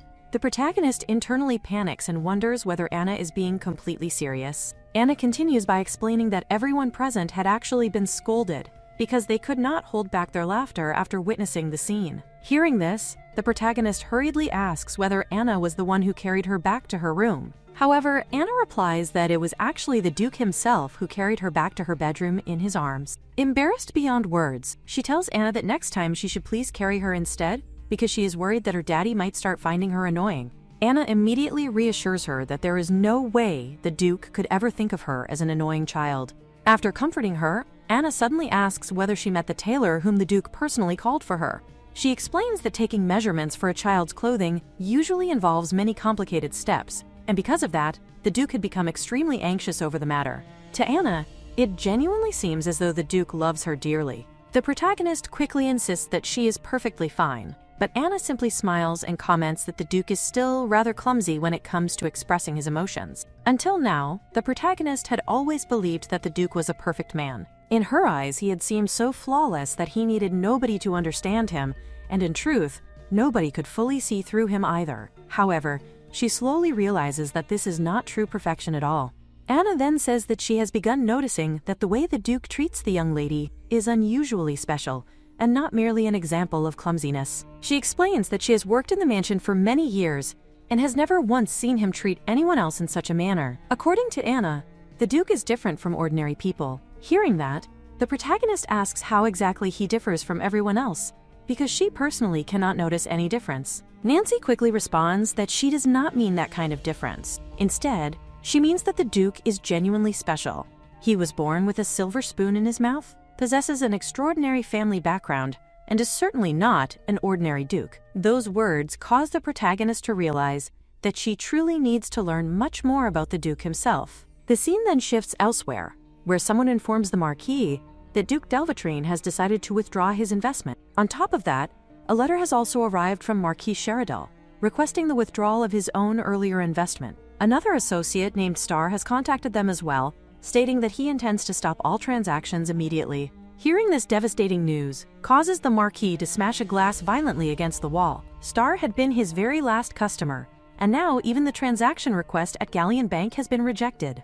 It has already been 5 years since he became the Marquis, yet all of his hard work has collapsed because of the Duke. He begins wondering whether the Duke somehow discovered that he had lied about the investment, yet he cannot understand how such a thing could even be possible. He had carefully used the allowance check and even provided evidence, so how did the Duke uncover the truth? Frustrated, he curses to himself while remembering that he has already used all of the family's money. If news of this ever reaches his father, his life will be ruined completely. He immediately orders his right-hand man to ensure that his father never learns the truth before, loudly demanding that his daughter be summoned at once. Soon afterward, his daughter arrives, and he greets her affectionately while asking whether she misses her cousin. She announces that she plans to visit the Duke's residence, causing Katie to question why she should do such a thing. Her father reminds her that the girl is her cousin, and asks whether she is not also her best friend. Katie instantly rejects the idea, shouting that there is no way they are friends. If they are to meet again, then her cousin should be the one visiting their house instead.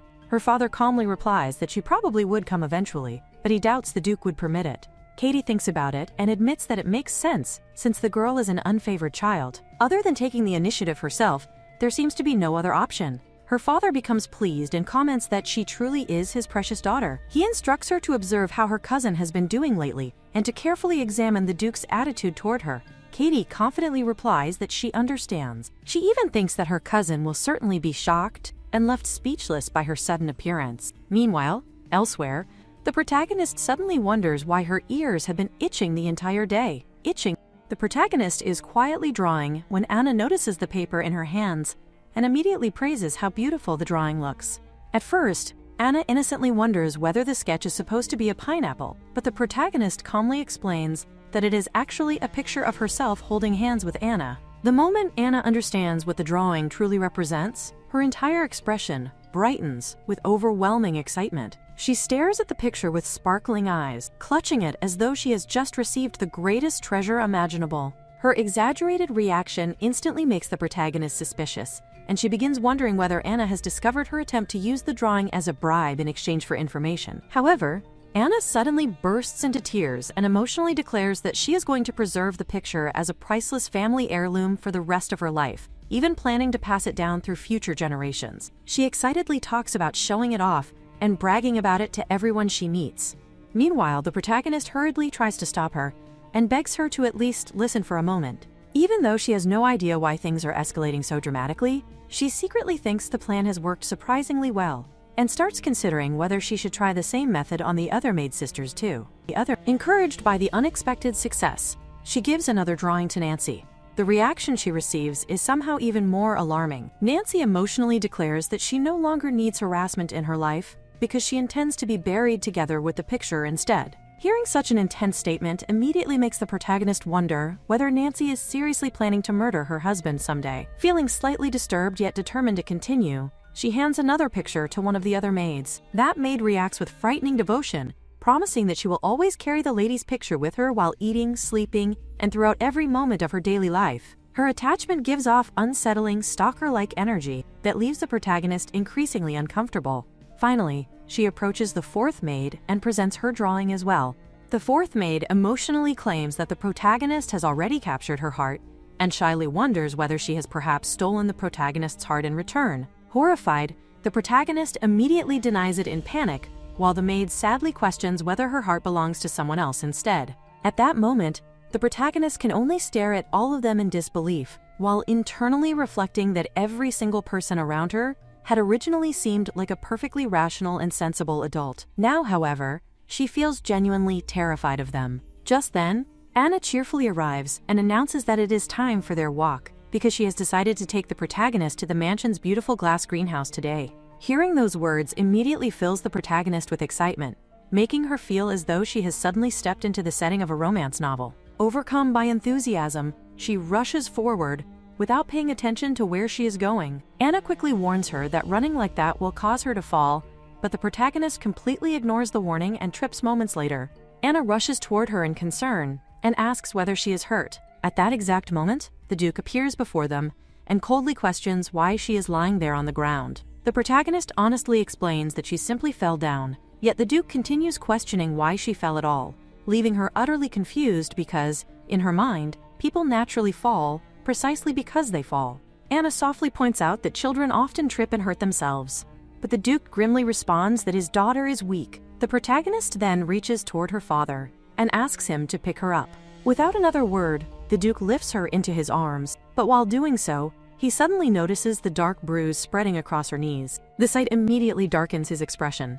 He silently carries her away, ignoring the protagonist's desperate cries about wanting to continue the greenhouse tour. The scene later shifts toward the Duke, speaking with the doctor in a tense atmosphere, as he questions why the bruises on her knees are becoming darker in color. The doctor replies that if the medicine is applied properly, she will recover within a few days. Hearing this, the Duke remarks that, although he already knows that she is quite large, he never expects the extent of it to be this severe. His words immediately cause the protagonist's thoughts to spiral, making her wonder if her weakness is also one of the reasons why her father abandons her. Since she possesses no magic at all, she cannot help but question whether she is truly an illegitimate child after all. Meanwhile, as the Duke attempts to apply the medicine to his daughter himself, the maids standing nearby silently grow anxious. They wonder whether he is even capable of applying the treatment correctly, fearing that his rough handling might worsen the injury instead. The protagonist herself is equally frightened by the situation, yet despite her fear, she quickly steps forward and skillfully applies the medicine with swift and careful movements. Her sudden competence leaves the maids utterly confused, while the Duke becomes visibly flustered by the unexpected sight. Even so, she understands that she should not trouble him excessively. Although the sensation tickles slightly, she endures it quietly, without making a fuss. At that very moment, Anna approaches and informs the Duke that someone has arrived at the dressing room and is waiting for him. Upon hearing this, the Duke immediately rises to his feet and releases her before leaving the room. Anna says that she cannot understand why the Duke is suddenly carrying her all the way to the meeting room, yet she has no opportunity to question him because the procession continues moving forward through the enormous mansion halls. Behind them, the Duke's chancellors follow closely in an orderly line, their heavy footsteps echoing through the corridor.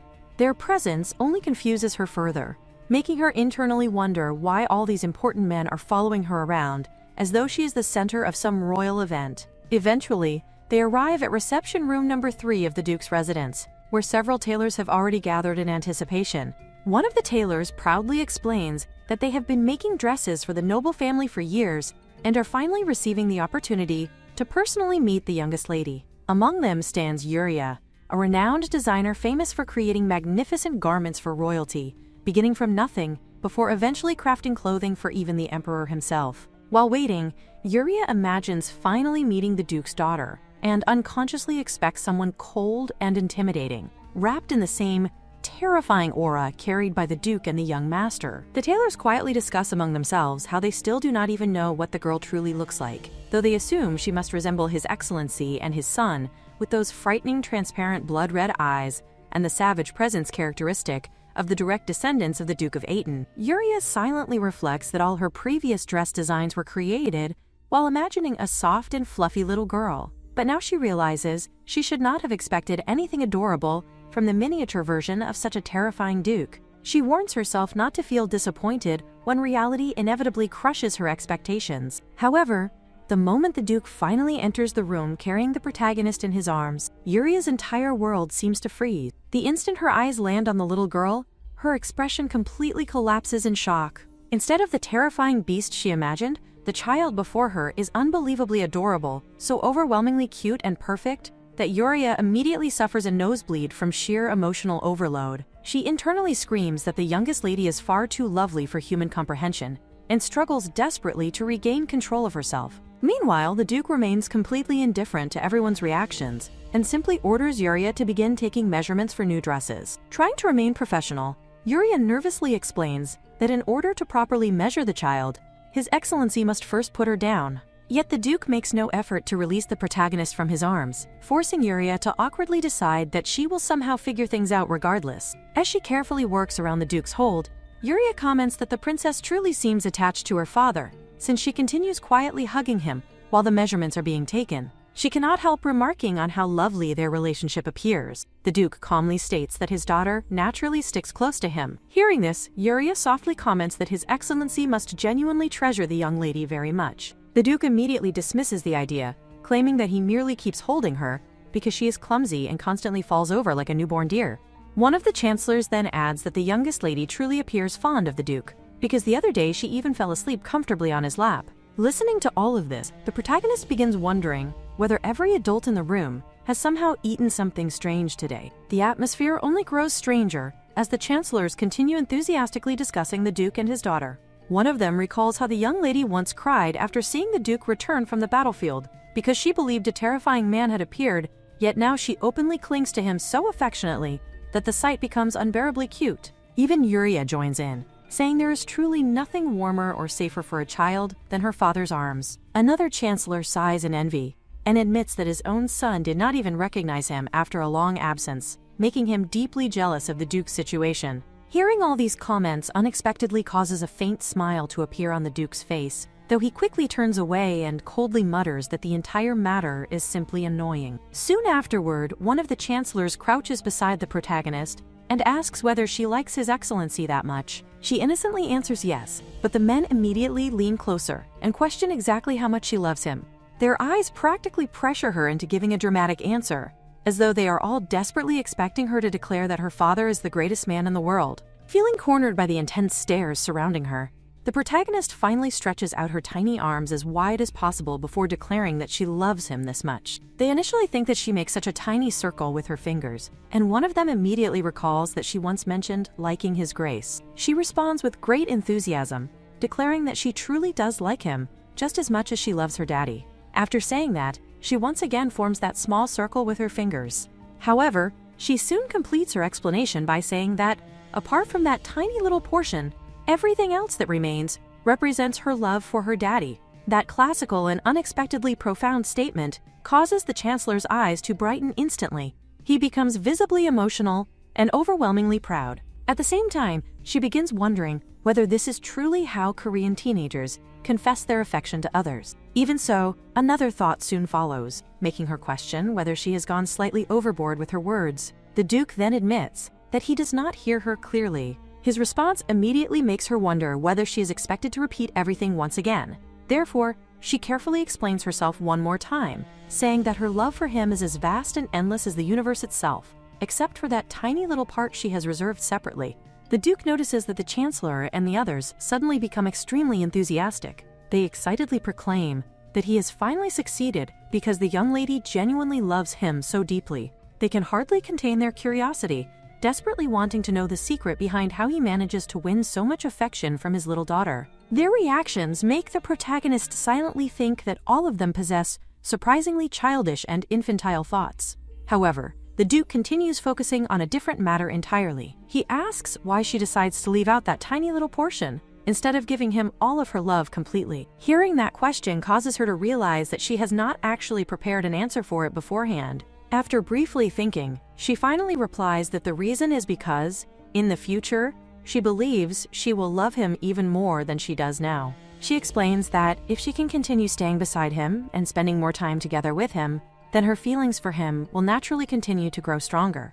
Therefore, she intentionally saves that small remaining part for the future. Her answer leaves everyone around her completely astonished. They cannot understand how such a small child can possess a mind capable of such remarkable depth and emotional intelligence. Meanwhile, she quietly praises herself internally, believing that she somehow manages to come up with the perfect answer once again. Even so, she soon notices something strange about her father. He deliberately looks away instead of facing her directly. That reaction immediately makes her wonder whether he is not surprised by her words at all. On the other hand, Yuria gently comments that the young lady's body has become much smaller than before. Because of that, the dress she brings over appears slightly larger than the small lady's current size. Nevertheless, she still believes that the child should at least try it on once. At the same time, the Duke continues refusing to let the little girl down from his arms. Honoria then reminds him that he must put the small lady down properly so she can try on the dress comfortably. However, instead of cooperating immediately, she begins questioning the entire situation in confusion. She wonders why she even needs to try the dress on in the first place. At the same time, she also questions whether they truly understand just how incredibly expensive that dress actually is.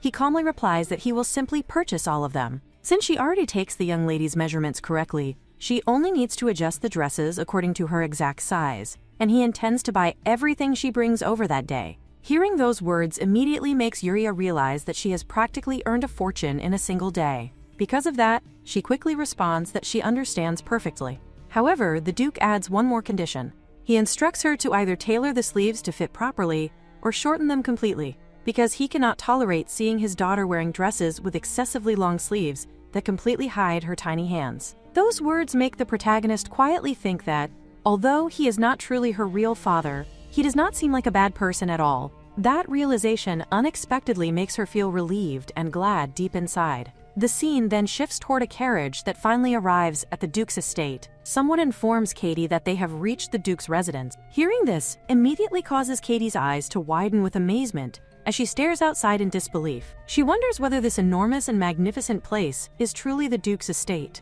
Rumors always describe the Duke's territory as extraordinarily splendid, even grander and more imposing than the Dark Tower itself, and now she realizes that those rumors are not exaggerated in the slightest. However, even after entering the estate grounds, the carriage continues moving forward without stopping. This immediately causes Katie to become confused, making her question why they do not stop in front of the estate office. The servants then explain to her that the building she saw earlier is merely a small pavilion. Although it appears large enough to be the estate's main building, it is actually nothing more than a secondary structure. Once the carriage finally comes to a halt, someone politely informs Katie that Mark's family never sends notice that she would be visiting today. Hearing that statement instantly irritates her, and she wonders what exactly is happening. Because of that, she sincerely hopes that she can someday approach him closely. She wants to become the one and only person capable of soothing his loneliness. In her mind, that illegitimate child could never accomplish such a thing. She firmly decides that she will do everything in her power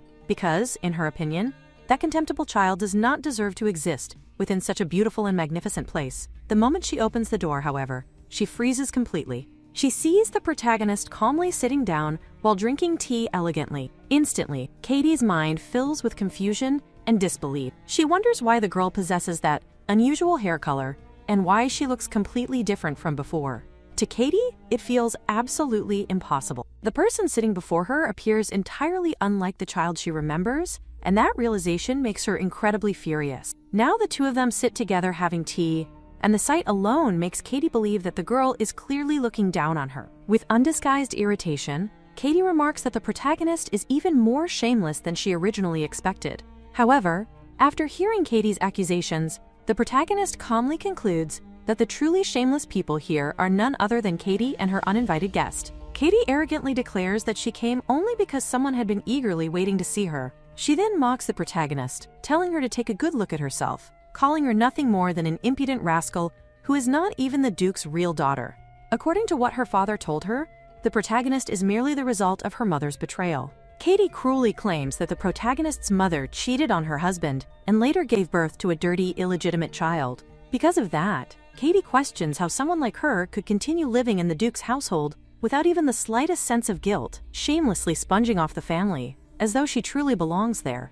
At that very moment, the protagonist suddenly receives another mission from the system, leaving her utterly bewildered by the strange timing. The system asks whether her throat feels tight and whether she is choking on indignation and bitterness. It further informs her that what she currently needs is a refreshing glass of soda capable of washing away the anger lodged deep inside her chest. This absurd explanation immediately makes the protagonist wonder if she has somehow turned into a husky potato, yet she quickly decides that the potato must be uprooted without delay. She cannot help but think about how convenient such a command would have been in her previous life. The mission reward is an opportunity to gain 2,000 gold coins, while failure would result in the temporary deprivation of her reincarnator privileges. The warning alone fills her with fierce determination, and without hesitation, she accepts the mission. Meanwhile, Katie smugly assumes that the protagonist has fallen silent because she has finally realized the truth. However, instead of backing down, the protagonist suddenly calls out to her, causing Katie to question whether she truly dares to raise her voice against her. The protagonist then sarcastically asks whether there is anyone else present besides Katie, and the mocking remark instantly makes Katie glare at her in disbelief. She cannot understand how the protagonist still dares to look down on her under such circumstances. At that exact moment, the protagonist activates the soda bombing skill and boldly declares that she has not even properly begun looking down on her yet. Katie immediately scoffs at her confidence and points to the luxurious dress she is wearing, insisting that the protagonist still cannot grasp the reality of the situation. According to Katie, the Duke has only been kind to her out of pity for her father, and the elegant dress she wears does not truly belong to her. Hearing this, the protagonist inwardly concludes that Katie is nothing more than a childish and spiteful girl who targets her simply because she appears better dressed. Katie continues sneering, claiming that the protagonist's impertinent behavior only makes people hate her. She even repeats what her father supposedly said about the protagonist being the type of person who takes the kindness of others for granted, quoting the saying, quote, "No bees, no honey, no work, no money." Katie arrogantly insists that the protagonist has failed to understand her father's advice. In Katie's eyes, if the protagonist continues behaving this way, even her uncle will eventually grow tired of her and throw her out of the household as well. However, the protagonist calmly questions Katie, asking whether she truly believes that she will one day be thrown out of the Duke's estate. Katie immediately replies with complete confidence that, yes, that is exactly what will happen. In response, the female protagonist steps forward without the slightest hesitation and firmly states that she does not think so at all. Addressing Katie as the young lady of the rank family, she coldly warns her not to dare lay a hand on her because she is the princess of this estate. Those words instantly make Katie grind her teeth in fury, her anger rising uncontrollably as the protagonist continues speaking with unwavering confidence. She tells Katie to properly address her as princess, adding that it seems she has not even learned basic etiquette yet. The atmosphere becomes exactly like something straight out of a dramatic novel, filled with tension so thick that even the servants nearby can sense it. Yet, in the middle of that confrontation, Katie suddenly lashes out again, calling the protagonist nothing more than the daughter of a shameless mother. Hearing those words, the protagonist slowly leans closer and quietly asks whether Katie is absolutely certain she can bear responsibility for what she has just said. Katie immediately shouts that she is completely certain. The protagonist then questions whether she is willing to stake her family's honor on that certainty, and Katie confidently answers that she absolutely is. Only then does the protagonist decide to ask her one final thing, before calmly walking toward the bell and ringing it. The moment the bell rings, Katie hurriedly attempts to stop her, but before she can do anything, Anna arrives alongside several maids. The protagonist begins addressing Anna, stating that everything related to the bloodline of the Marquis household is. However, before she can finish speaking, everyone suddenly witnesses Katie dropping dramatically to her knees. Her maid instantly rushes forward in alarm and frantically asks what happened. At once, Katie bursts into tears and claims that the protagonist arrogantly called her an impudent child and forced her to kneel before her. She continues her performance pitifully, crying about how the protagonist could possibly say such cruel things to her after she traveled all the way there just to see her. Katie's maid quickly turns toward the protagonist and insists that their young lady is an affectionate and warm-hearted child, making it impossible for her to behave maliciously without reason. Despite the ridiculous display unfolding before her eyes, the protagonist silently tells herself to remain fair and composed because the situation is no longer the same as before. Just then, Anna and the other maids step forward and sharply criticize Katie's maid for acting arrogantly toward their princess. Katie's maid immediately defends herself by claiming that she was merely pointing out the princess's wrongdoings and that children who make mistakes should naturally be corrected for their behavior. Anna, however, calmly asks what exactly their princess has supposedly done wrong. She points out that if everything the young Marquis said is true, then the person who should feel wronged in this situation is actually their princess.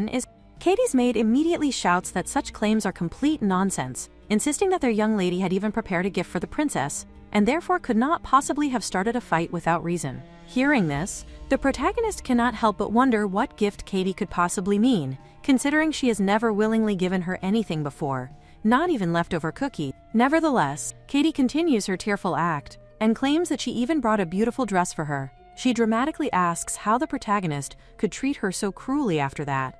At once, the maid carefully presents the dress, explaining that their young lady spent hours personally selecting it for the princess. Katie then tearfully adds that the protagonist always used to say she loved that dress, and that she had even once caught her secretly trying to steal it. Pretending to act generously, Katie tells the protagonist that they should become friends again, and that she is willing to forgive her for saying such terrible things. However, before anyone else can react, a cold and furious voice suddenly echoes through the room, demanding to know how she dares criticize his precious daughter when she herself is the one who stole her dress.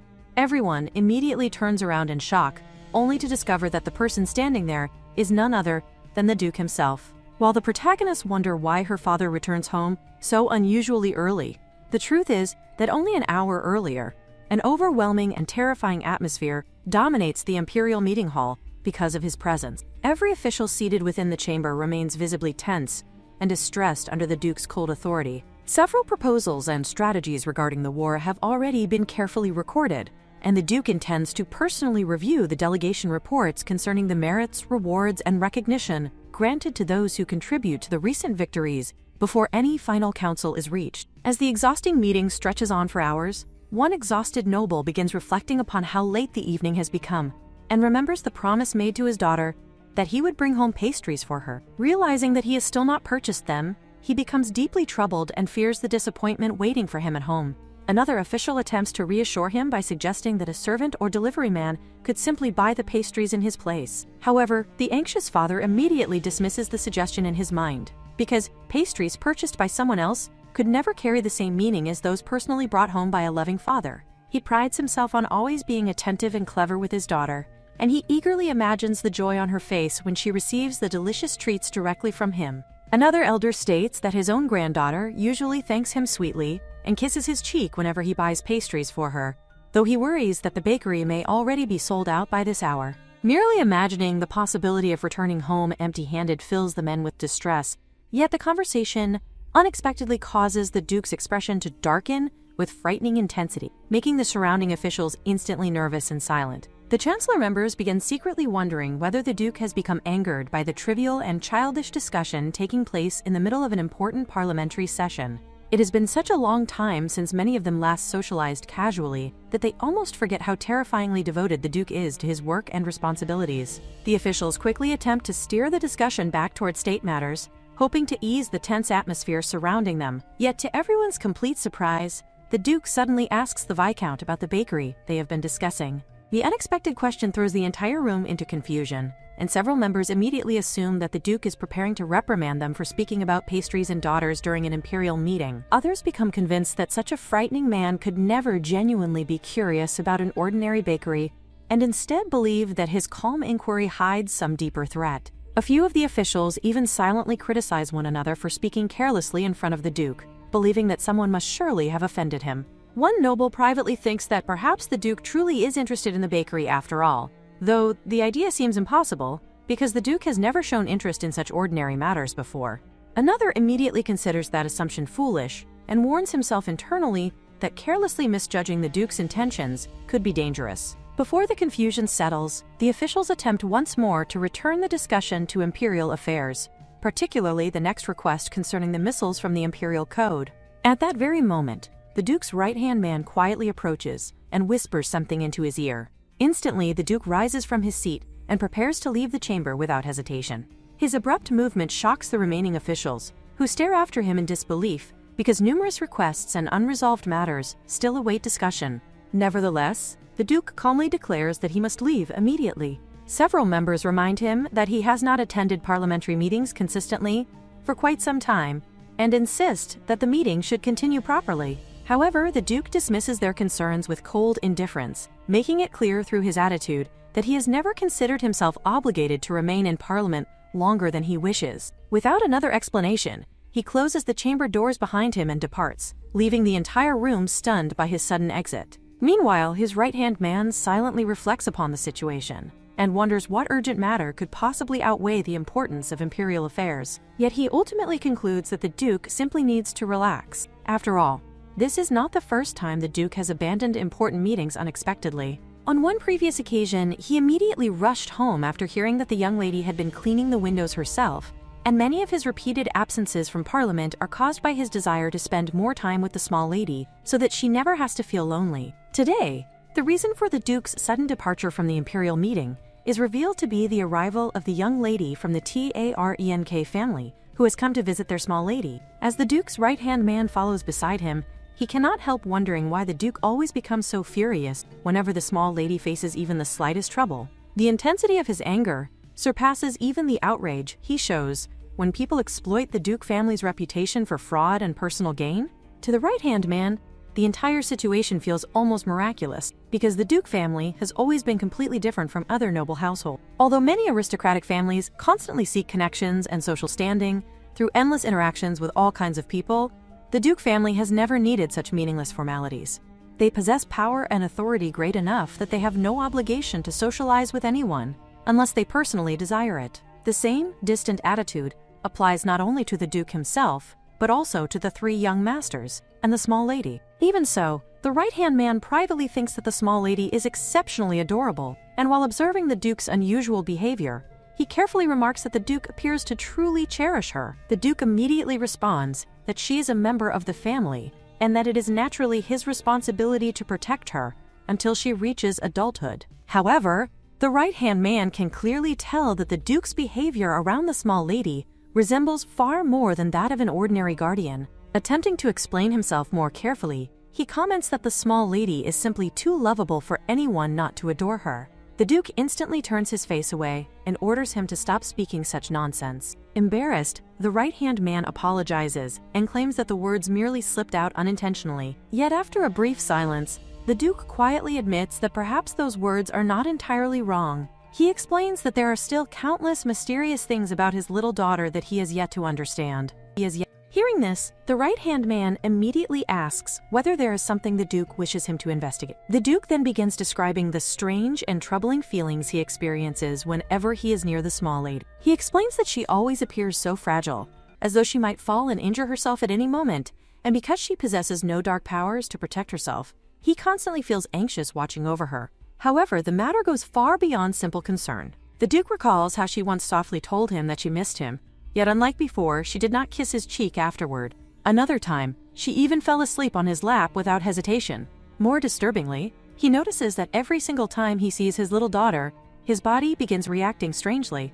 At first, he believes he is merely imagining things, but after carefully observing himself for some time, he realizes that his condition remains perfectly normal whenever she is absent. Only when she stands near him do these unusual reactions occur. The Duke suspects that the strange curse connected to his bloodline may somehow be influencing him, causing the right-hand man to wonder whether this could possibly be part of some hidden scheme orchestrated by the Marquis. Curious and deeply confused, the right-hand man asks what exactly these strange physical reactions feel like. The Duke explains that his chest begins burning intensely, almost as though countless bees are buzzing inside him. Hearing this description leaves the right-hand man utterly stunned, as he slowly realizes that the Duke is essentially describing a racing heartbeat and overwhelming emotional excitement whenever he sees the small lady. The Duke confirms that this interpretation is correct, and admits that his heart constantly feels full whenever she is near him. Even trivial matters affect him strangely. Whenever she eats too little, he immediately becomes irritated and cannot stop himself from indulging her every wish. He feels completely incapable of controlling his own actions around her. The legendary and fearsome Duke, who once survives countless battles, now finds himself helplessly wanting to spoil the small lady more and more each time he looks at her. To the right-hand man, it becomes painfully obvious that the Duke is suffering from severe emotional symptoms rather than any mysterious curse. Deep inside, he cannot help thinking that the terrifying living legend before him is simply becoming an incredibly foolish father. Nevertheless, he silently decides to continue supporting him, believing that one day the Duke will finally understand the true name of the strange condition currently affecting both his body and heart. Before departing for home, the Duke suddenly instructs his right-hand man to investigate the bakery mentioned earlier during the imperial meeting. The right-hand man hesitates before nervously pointing out that the pastries are likely already sold out by this hour. However, the cold glare the Duke immediately directs toward him causes him to remember the Duke's terrifying temperament at once, and he quickly apologizes for speaking carelessly. He hurriedly promises to investigate the bakery immediately, and then cautiously asks whether the Duke would like him to purchase pastries if any still remain available. The Duke calmly answers that the small lady also has a fondness for sweets, but after a moment he changes his mind and firmly states that the pastries should not be bought by anyone else, because he intends to purchase them personally another day. The right-hand man becomes slightly surprised by how serious the Duke sounds regarding such a simple matter. Yet the Duke continues giving additional instructions, ordering him to locate other famous bakeries throughout the city as well, especially those known for pudding cakes and desserts children enjoy. He even instructs him to investigate toy stores that are popular among children and explains that he will later contact him through the magic information stone with additional items that may need to be purchased if he thinks of anything else. Having finished giving his orders, the Duke finally prepares to leave. As he sits alone inside the moving carriage on the journey home, his thoughts gradually return to the Marquis. Quietly, he wonders whether the Marquis truly believes that simply sending his daughter into the Duke household will somehow prevent him from taking action against him. The moment Katie catches sight of the Duke, her entire face lights up with excitement and relief. She immediately rushes forward, convinced that she has finally come to meet the man she has longed for, believing that he is there for her. However, the Duke walks straight past her without even sparing her a proper glance, coldly questioning why a child dressed in rags and tatters has been allowed inside. His dismissive attitude leaves Katie stunned, making her wonder if he is truly despising her. Yet, when she turns around, she witnesses something that confuses her even more. The Duke gently lifts his own daughter into his arms and carries her with obvious affection and care. Katie cannot understand what she is seeing, because she has always believed that the girl is merely an illegitimate child. Even so, she tries to convince herself that perhaps this is all a misunderstanding. In her mind, the other girl must have spoken badly about her to the Duke and poisoned his thoughts. Refusing to give up, Katie approaches the Duke once again and asks whether he truly hates her. She claims that even if he does hate her, she is willing to forgive him because she believes he has simply been deceived. Although she never imagined she would one day lower herself like this, she still says that she will apologize on behalf of her cousin and asks whether he can forgive her cousin for supposedly lying to him. According to Katie, her cousin falsely accused her of stealing dresses simply because she desperately wanted the Duke's love and attention. Meanwhile, the female protagonist silently watches everything unfold and feels both pain and envy as she observes Katie's desperate behavior.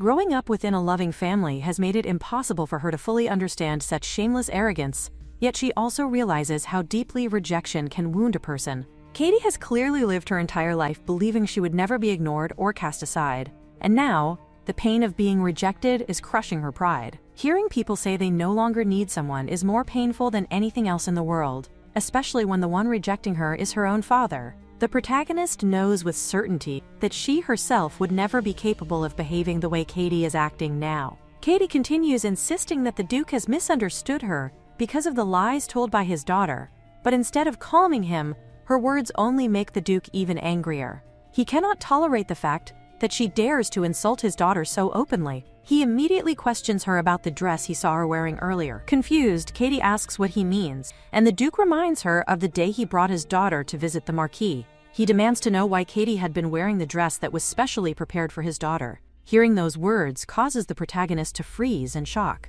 She suddenly recalls the things her father once said, and realizes that his comments had never come from pity at all. He had been referring to her appearance from the very beginning. At that moment, she forces herself to think carefully because she cannot bear the thought of being hurt once more. Yet despite her fear, something inside her begins to feel strangely warm and comforted.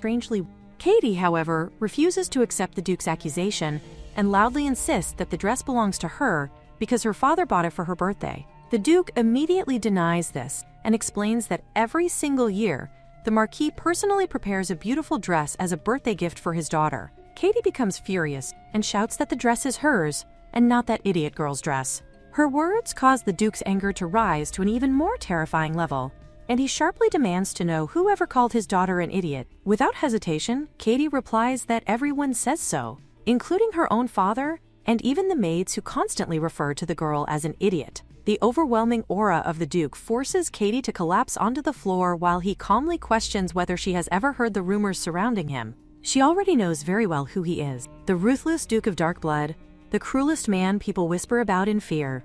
Every terrifying description in the Empire seems to exist solely for him. People say the Duke does not know how to cry. If sorrow ever reaches him, he simply makes others shed blood instead of tears. Yet at this moment, the female protagonist remains in his loving arms, completely indulged in his warmth, receiving all of his protection and affection. Meanwhile, Katie cries hysterically, demanding to know how a dirty, illegitimate child could dare to take her place. Her furious outburst only causes the Duke's expression to darken further. He coldly questions whether she wishes to depart from this life at such a young age, and remarks that he hopes she can endure what comes next because she is still too young. Poor Katie cannot understand why everything has ended up like this, and with no other option left, she desperately begs for forgiveness.